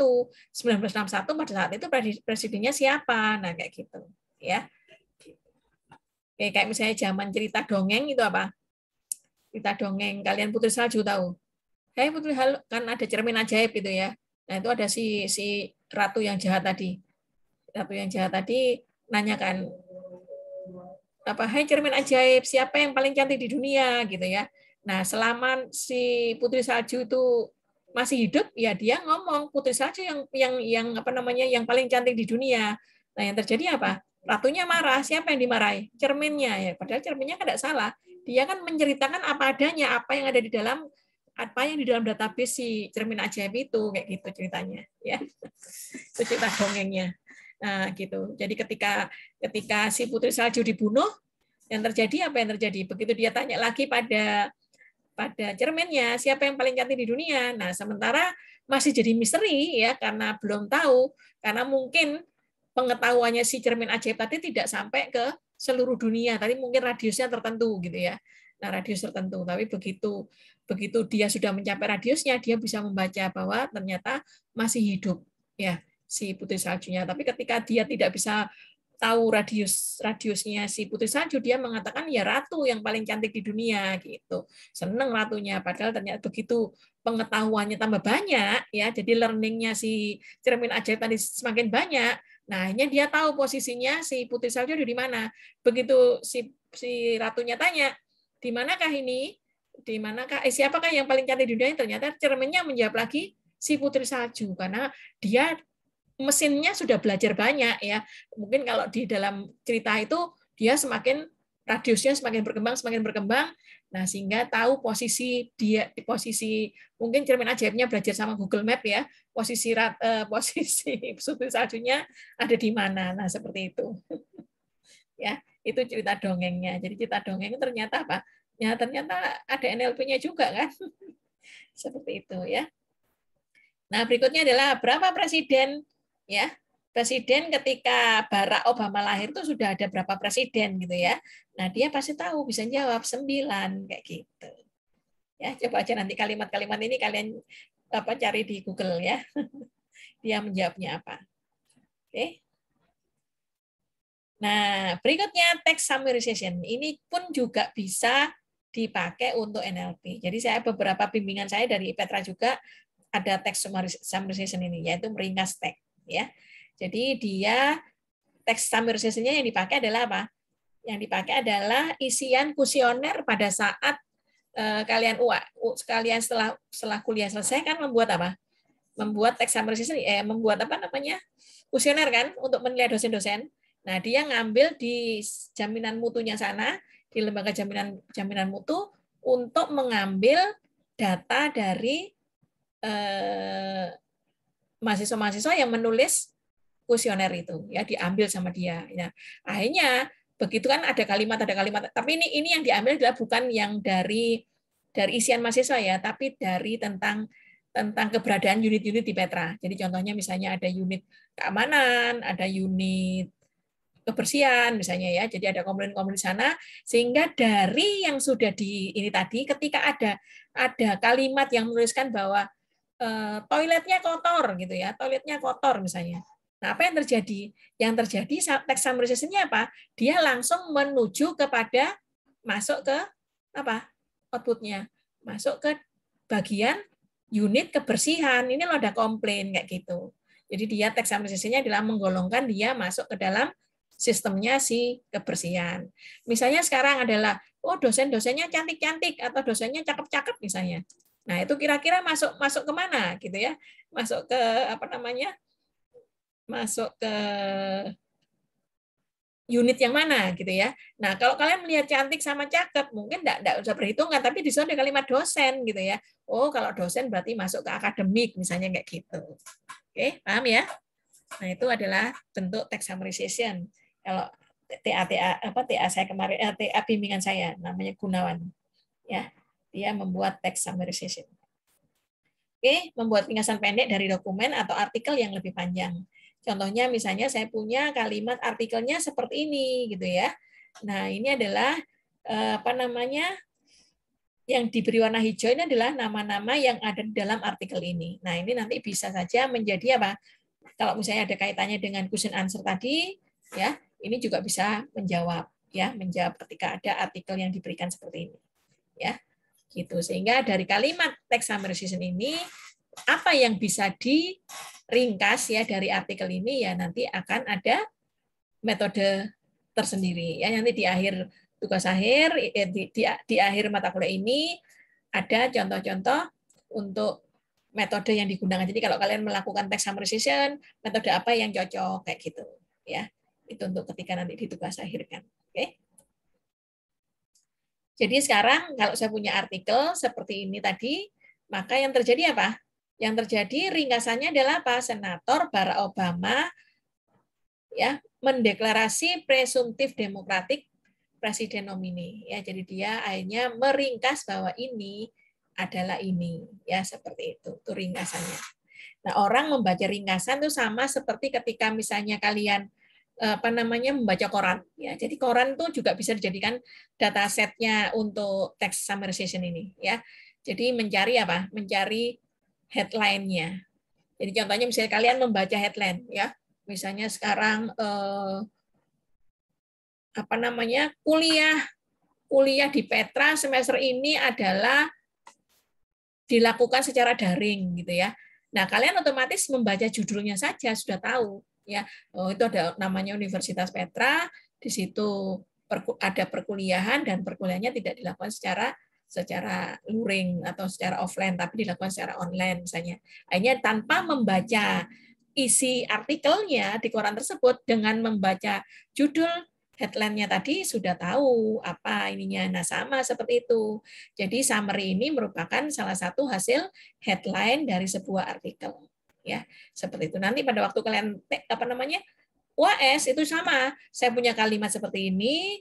Nah, headline-nya apa? Ya, gitu. Oke. Jadi sebenarnya saya ceritain nanti kalian tahu ya, nanti berikutnya itu sekalian harus ngapain di dalam kuliah nanti ya, ilmu-ilmu berikutnya nanti di pertemuan-pertemuan berikutnya. Nah, terus lagi sekarang ya, yang bisa ditugas akhirkan yaitu bisa mesin translation. Nah, ini susah mesin translation ya, karena tadi bahasa Indonesia kita tadi yang saya bilang bahwa belum bisa di wordnet-kan semua bahasa Indonesia ya. Yang ada baru translation dari Inggris ke Indonesia atau Inggris ke bahasa-bahasa yang lain, karena Inggris adalah bahasa yang sering digunakan di seluruh dunia sebagai bahasa asing yang sering dipakai ya. Jadi menerjemahkan kalimat dari satu bahasa alami ke bahasa lain ya. Nah, ini contohnya hasta la vista baby gitu ya. Nah, ini kemudian diterjemahkan jadi apa gitu. Nah, tapi sekarang ini di dunia Indonesia itu bakalan menjadi bahasa kedua setelah bahasa Inggris ya. Saya punya tulisan jurnal saya gitu ya. Saya menceritakan tentang ada satu kolom itu sama dengan kalau kalian nanti menuliskan sebuah artikel ya, pada waktu tugas akhir kan suruh membuat ringkasan sebuah dalam bentuk paper. Nah, itu saya menuliskan dalam satu kolom terdiri dari beberapa paragraf gitu ya, cerita tentang Indonesia. Ya. Nah, cerita tentang Indonesia itu artinya bahwa bahasa Indonesia itu kan dimiliki penduduk Indonesia kan nomor 4 terbesar ya, nomor 4 terbesar. Nah, bahasa 4 terbesar penduduknya, maka dengan sendirinya karena kita orang Indonesia, otomatis hampir semua atau ya kita katakan 95% lah yang orang yang berpendidikan itu pasti bisa ngomong bahasa Indonesia ya. Nah, ternyata selain bahasa Indonesia itu dipakai oleh 270 sekarang 272 juta ya penduduk Indonesia. Nah, 272 juta.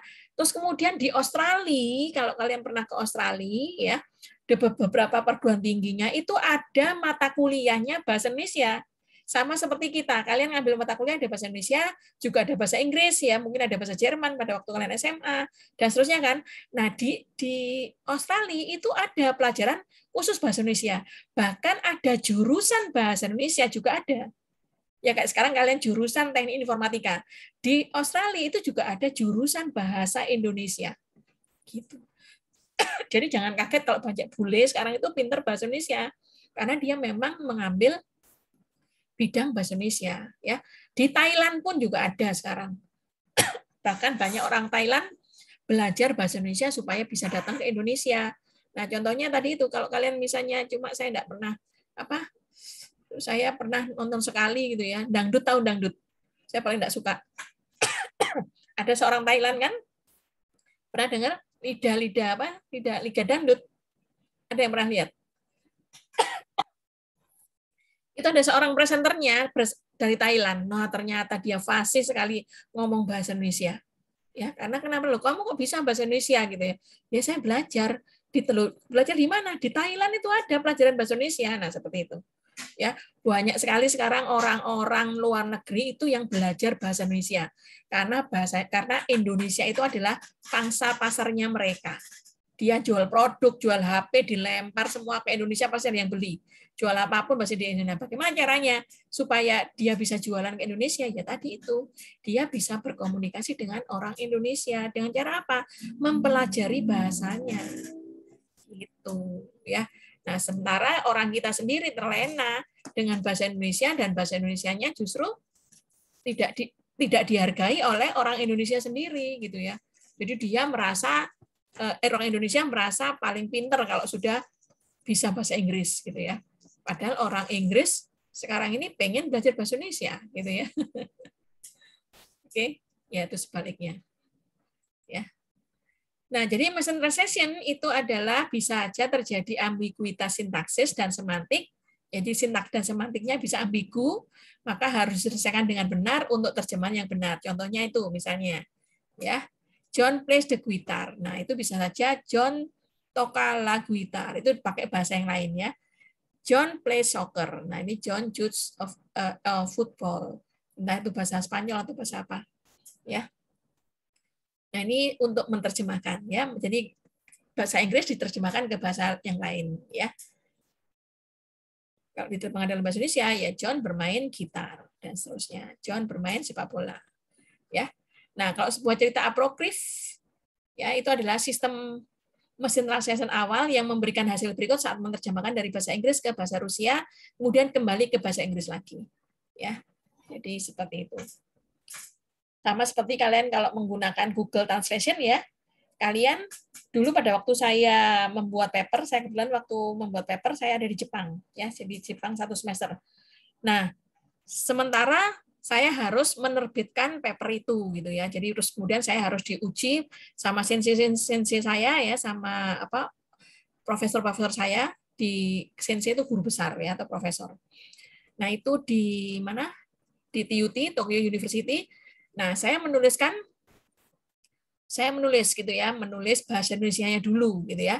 Terus kemudian saya saya translatekan di Google ya. Nah, Google sekarang itu sudah hampir 75%.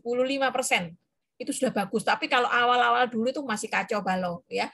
Kalian menulis sesuatu dengan diberi koma, dengan beda titik, ini bisa beda-beda. Google-nya itu sudah ngawur ininya ya.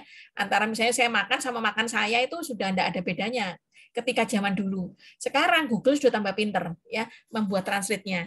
Jadi kalau tadi saya makan, itu pasti saya makan, bukan lagi makan saya kayak gitu ya. Nah, itu ketika saya menerjemahkan gitu ya. Nah, hasil bahasa Inggrisnya kemudian saya rapikan lagi gitu ya, terus saya lempar lagi gitu ya, saya lempar lagi ke Google. Nah, kemudian akhirnya Jadi benar. Kemudian saya lempar lagi di Google lagi saya lempar, ada kalimat yang sama, enggak orang menulis seperti saya. Karena apa? Kita tidak boleh menulis kalimat yang sama, karena kalau menulis kalimat yang sama, maka kita dikatakan sebagai plagiarisme, enggak boleh. Ya. Jadi caranya tadi itu, saya menulis kalimat dalam bahasa Indonesia, saya lempar ke Google, kemudian Google-nya bahasa Inggrisnya saya perbaiki, gitu ya. Terus saya lempar lagi, kemudian saya baca ininya, artinya oh ya sudah benar. Nah, itu berarti saya ambil. Terus saya lempar lagi hasil tulisan saya yang sudah dalam bahasa Inggris, saya lempar lagi ke Google, ada enggak paper-paper yang lain yang sudah sama dengan kalimat saya seperti itu.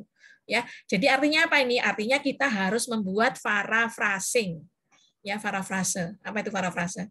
Yaitu menulis sebuah kalimat yang sama, yang berbeda, tetapi memiliki makna yang sama itu. Ya, parafrase. Itu sulit membuat tulisan yang supaya kita tidak dianggap tidak dianggap plagiarisme, itu sangat sulit. Ya, jadi saya harus bolak-balik lempar dan lempar dan lempar. Caranya apa? Supaya tidak terjadi kesalahan atau supaya tidak terjadi ambigu tadi. Jangan menulis kalimat yang panjang. Ya, misalnya tadi itu saya makan padang. Ya, saya makan nasi padang, titik. Misalnya gitu. Jangan kalian bilang saya makan nasi putih yang dicampur rendang dan bla bla bla bla di kota Padang. Wah, itu bisa macam-macam. Ya, bisa kalimatnya bisa mempunyai ambigu yang banyak. Contohnya kayak gitu. Ya. Itu mesin translation. Oke. Sekarang kalau kita menggunakan machine learning approach, ya, pendekatan machine learning. Kalau kalian nanti saya juga membimbing machine learning approach kemarin dengan menggunakan teks, yaitu David, ya, namanya David, bimbingan saya itu membuat dari suara, ya, dari teks. Nah, dia ngambil di internet.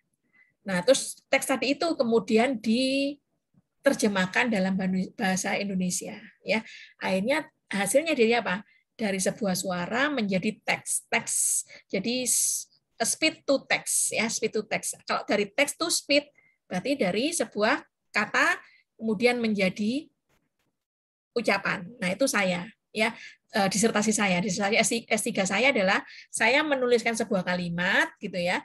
Kayak contohnya tadi saya makan nasi gitu ya. Kenapa saya selalu kalimat contohnya saya makan nasi, ya memudahkan aja ya. Jadi contohnya misalnya saya makan nasi, nulis ya, nulis di kalimat saya makan nasi gitu ya. Nah, kemudian berubah jadi apa? Saya rupakan menjadi bentuk viseme. Viseme itu adalah visual fonemnya apa? Ya, visual fonemnya apa? Tujuannya adalah untuk membantu para orang-orang tuli, ya, orang-orang tuli. Nah, dia kan kadang-kadang dia tidak bisa orang tuli bukan kadang-kadang, orang tuli itu kan tidak bisa mendengar, ya, tapi dia bisa melihat gerak bibir kita, betul enggak? Saya ada tetangga dulu waktu saya masih kecil, tetangga saya itu dilahirkan bisu tuli, tapi anaknya pinter, ya, namanya Petrus waktu itu. Nah, teman main saya dulu ya. Nah, si Petrus ini itu pinter sekali, dia itu bisu tuli. Tapi dia disekolahkan SLB, ya, sekolah SLB di Probolinggo waktu itu ya, sekolah di SLB. Nah, terus kemudian caranya belajar dia kan tetap tidak bisa mendengar, apalagi zaman dulu belum ada alat untuk yang dipasang di telinga, zaman dulu belum ada, ya. Tapi dia membaca apa? Dia membaca gerak bibir saya. Jadi ketika kita berkomunikasi sama seperti berkomunikasi dengan anak lain, tapi dia melihat bibir saya. Sehingga ketika saya misalnya ngomong, ya saya tutupi gitu, ya, saya makan nasi. Kalian tahu enggak saya ngomong apa?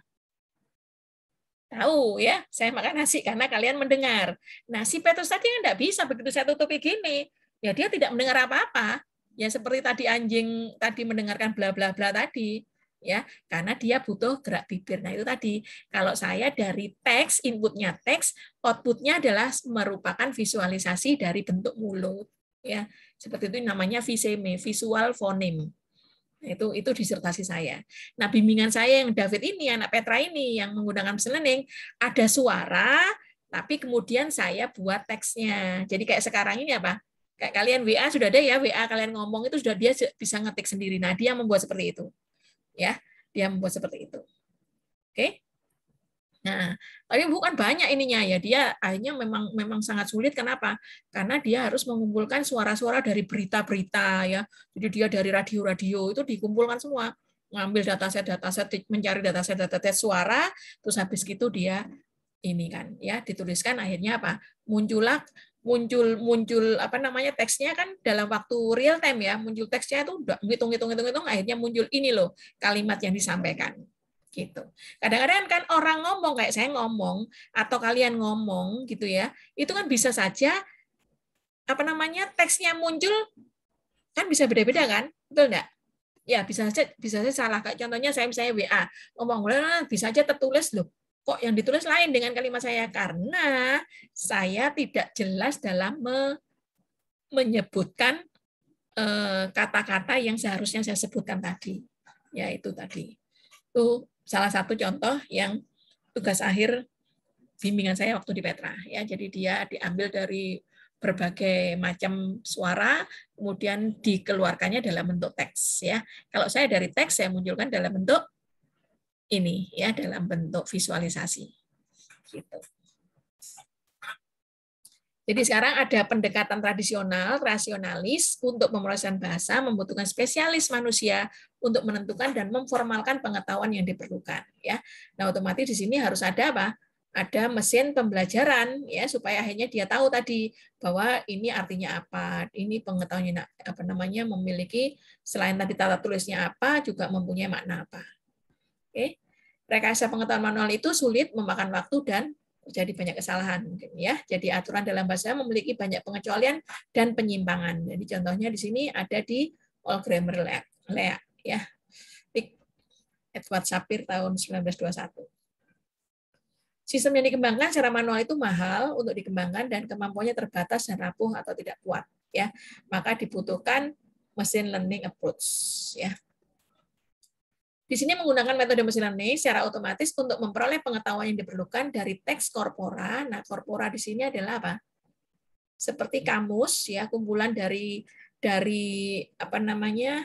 korpus-korpus gitu ya, dari korpus-korpus ya di mana diperoleh dari anotasi yang tepat tadi. Anotasinya tadi itu pembuatan parser tree-nya harus benar ya. Nah, di sini banyak disebut sebagai corpus base. Jadi kalau saya juga akhirnya membuat jadi hasil dari apa tadi? Disertasi saya ya S3 saya itu saya buat tadi input kemudian berubah jadi visual. Nah, kok bisa caranya seperti apa? Ya, saya akan membuat korpus. Saya membuat korpus. Jadi contohnya misalnya seperti ini. Saya membuat korpus dalam bentuk VCM tadi. Kalau saya bilang coba kalian nulis apa namanya? Saya punya kata Sabtu. Ya. Sabtu. Sama saya punya Samtu. Saya punya Sabtu pakai T. Ya. Nah, ini saya memunculkan kalimat ini bentuk mulutnya seperti apa? Ya, bentuk mulutnya seperti apa? Oke? Nah, berarti saya akan membentuk mulutnya apa? Seperti apa ini? S ya. Hanya bentuk mulut yang saya bilang yang saya sampaikan mungkin S. Nah, ini agak panjang gitu bibir saya ya. Nah, sa. Nah, jadi mulut saya akan punya apa? Bentuk mulutnya jadi tadi habis S gini bibir saya, kemudian sa jadi panjang gini. Nah, Sabtu, sab coba kalian ngomong sab. Sab mulutnya tertutup ya. Jadi langsung tadi kalau S ini tadi panjang gitu ya, mulut saya agak panjang. Tapi kalau begitu saya punya Sabtu, mulut saya benar-benar tertutup seperti ini. Sab. Ini B ya, sab. Begitu kalian bacanya ini. Coba kalian gerak apa bibirnya kalian lihat ya, dilihat di WA gitu ya, di kamera. Sam. Nah, ternyata mulut saya juga tertutup, betul? Nah, kemudian saya ngomong sab, yang Sabtu yang ini, sab. Tertutup juga enggak? Nah, ternyata ini jadi saya punya B, M sama P itu sama dengan satu visual tersendiri. Gitu, satu visual. Nah, sehingga ketika saya punya 26 huruf, ya, 26 huruf, kalau saya bukan lagi menggunakan 26 huruf, tapi menjadi 49 fonem. Kenapa? Karena 26 huruf itu kan apa? tunggal ya, A, B, C, D, E, F sampai Z. Tapi begitu saya punya 49 fonem, contohnya misalnya NG, eng, NY, ini kan tidak boleh lepas. Kalau saya misalnya saya nuliskan ngemil, apa yang terjadi?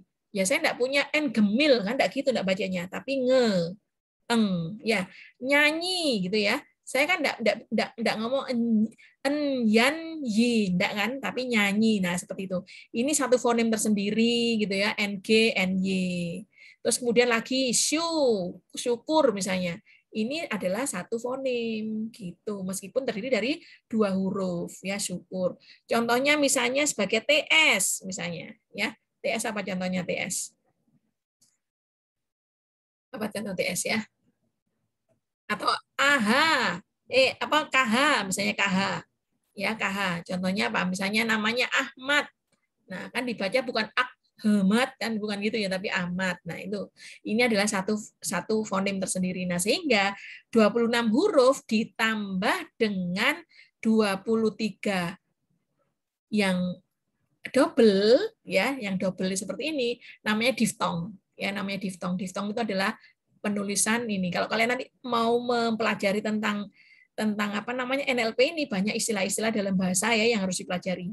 Ya, ada diftong, yaitu merupakan konsonan ganda diftong itu, sehingga dari 23 diftong ditambah 26 huruf terjadilah 49 fonem. Ini saya bentuk sebuah visualnya. Makanya namanya viseme.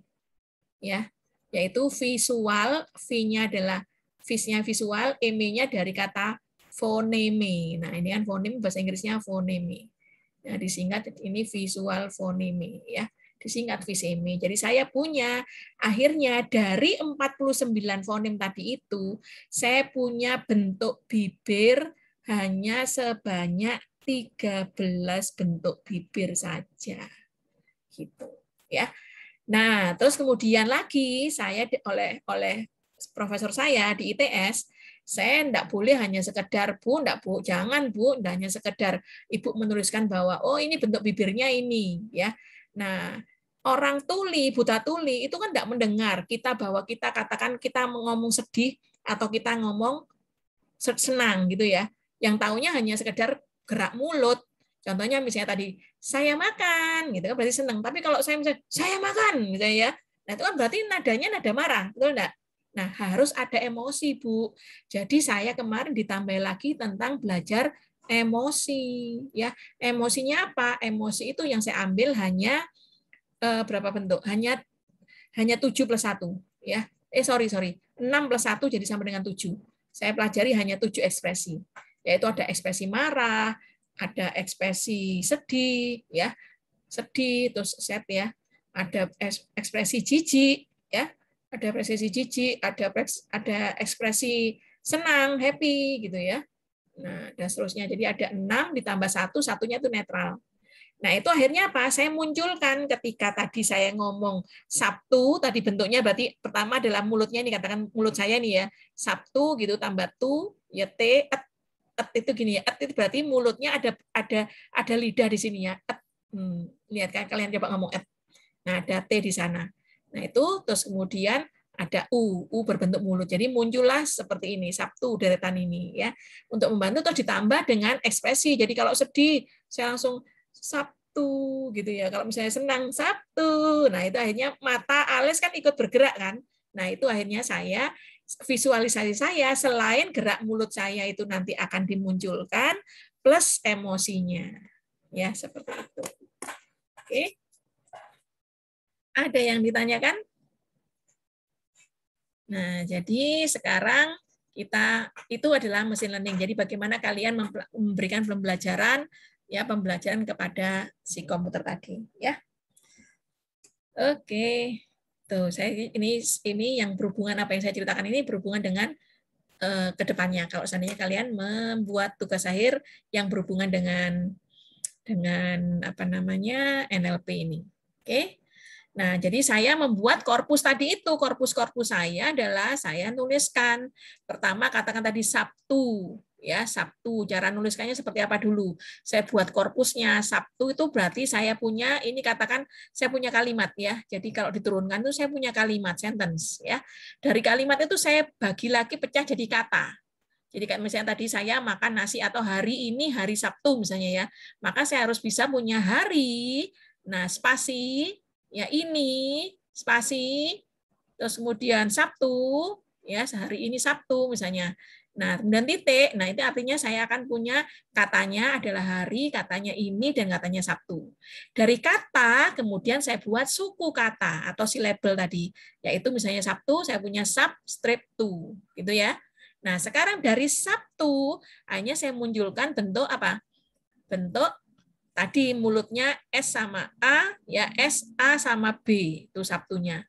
Nah, bentuknya jeda, itu saya beri apa jeda? Tujuannya untuk apa? Ketika saya ngomong Sabtu sama satu, nah, kan takutnya kan enggak kelihatan Sabtu atau satu, gitu kan ya. Nah, akhirnya saya harus membuat bentuk apa di sini? Bentuk untuk menetralisasikan, ya.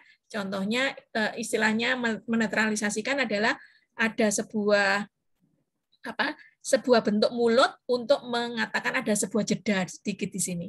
Ya, jadi ketika sap, mingkem, ya, terus muncul lagi kalimat berikutnya untuk membuat supaya dia tidak terputus. Jadi Sabtu, kayak misalnya gitu, atau Sabtu, atau satu, nah kayak gitu. Itu untuk menunjukkan itu, sehingga baru kalimat berikutnya tu, ya. Nah ini saya pecah jadi apa tadi? Dari fonim-fonim, gitu. Misalnya tadi saya ngomong Sabtu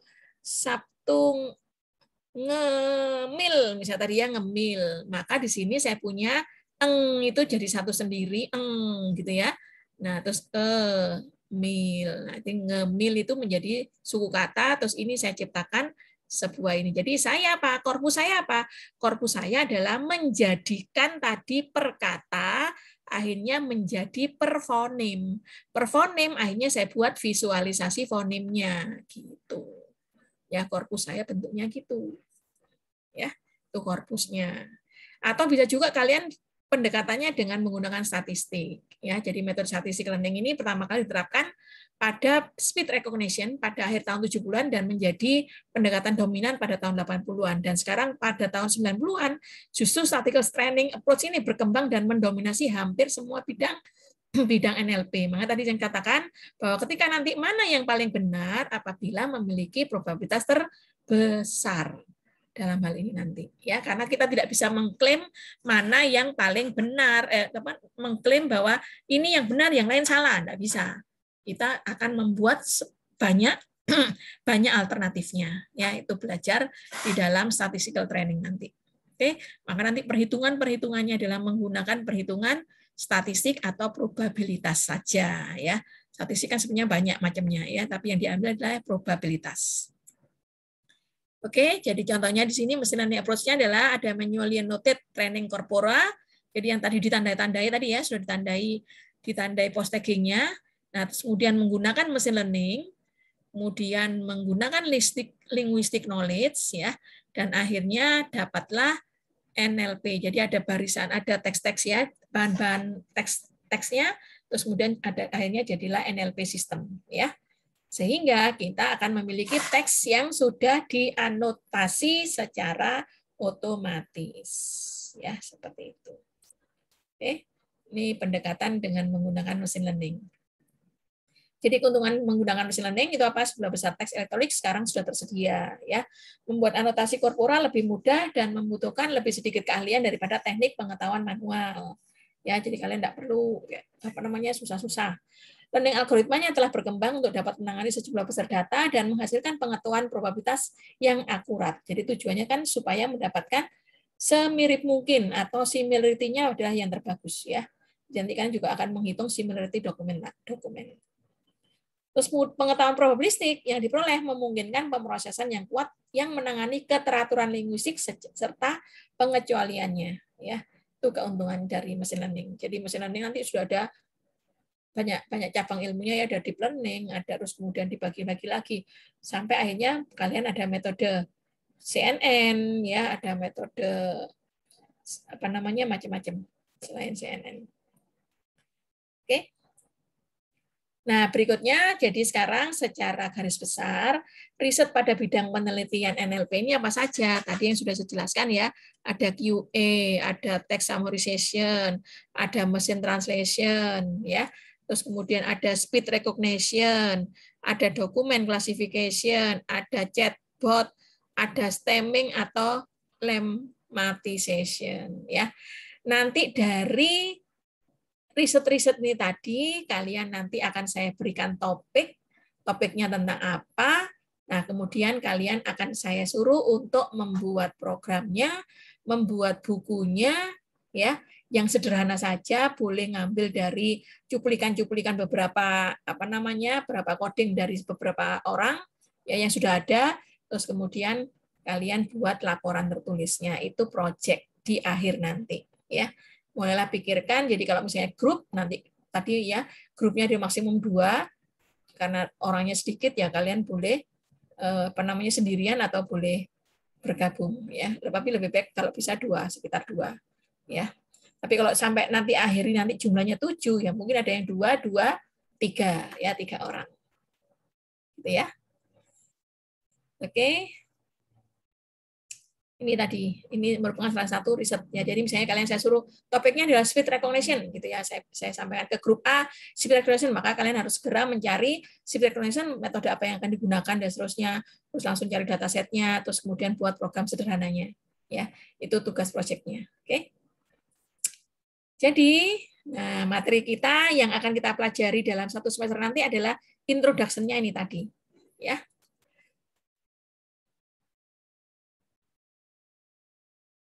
Silakan, ada yang bertanya?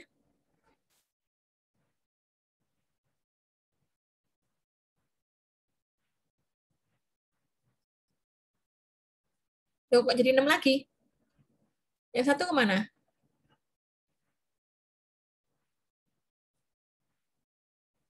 Tidak jadi ambil. Oke, lanjut ya. Maksudnya lanjut tuh jangan mengundurkan diri, jangan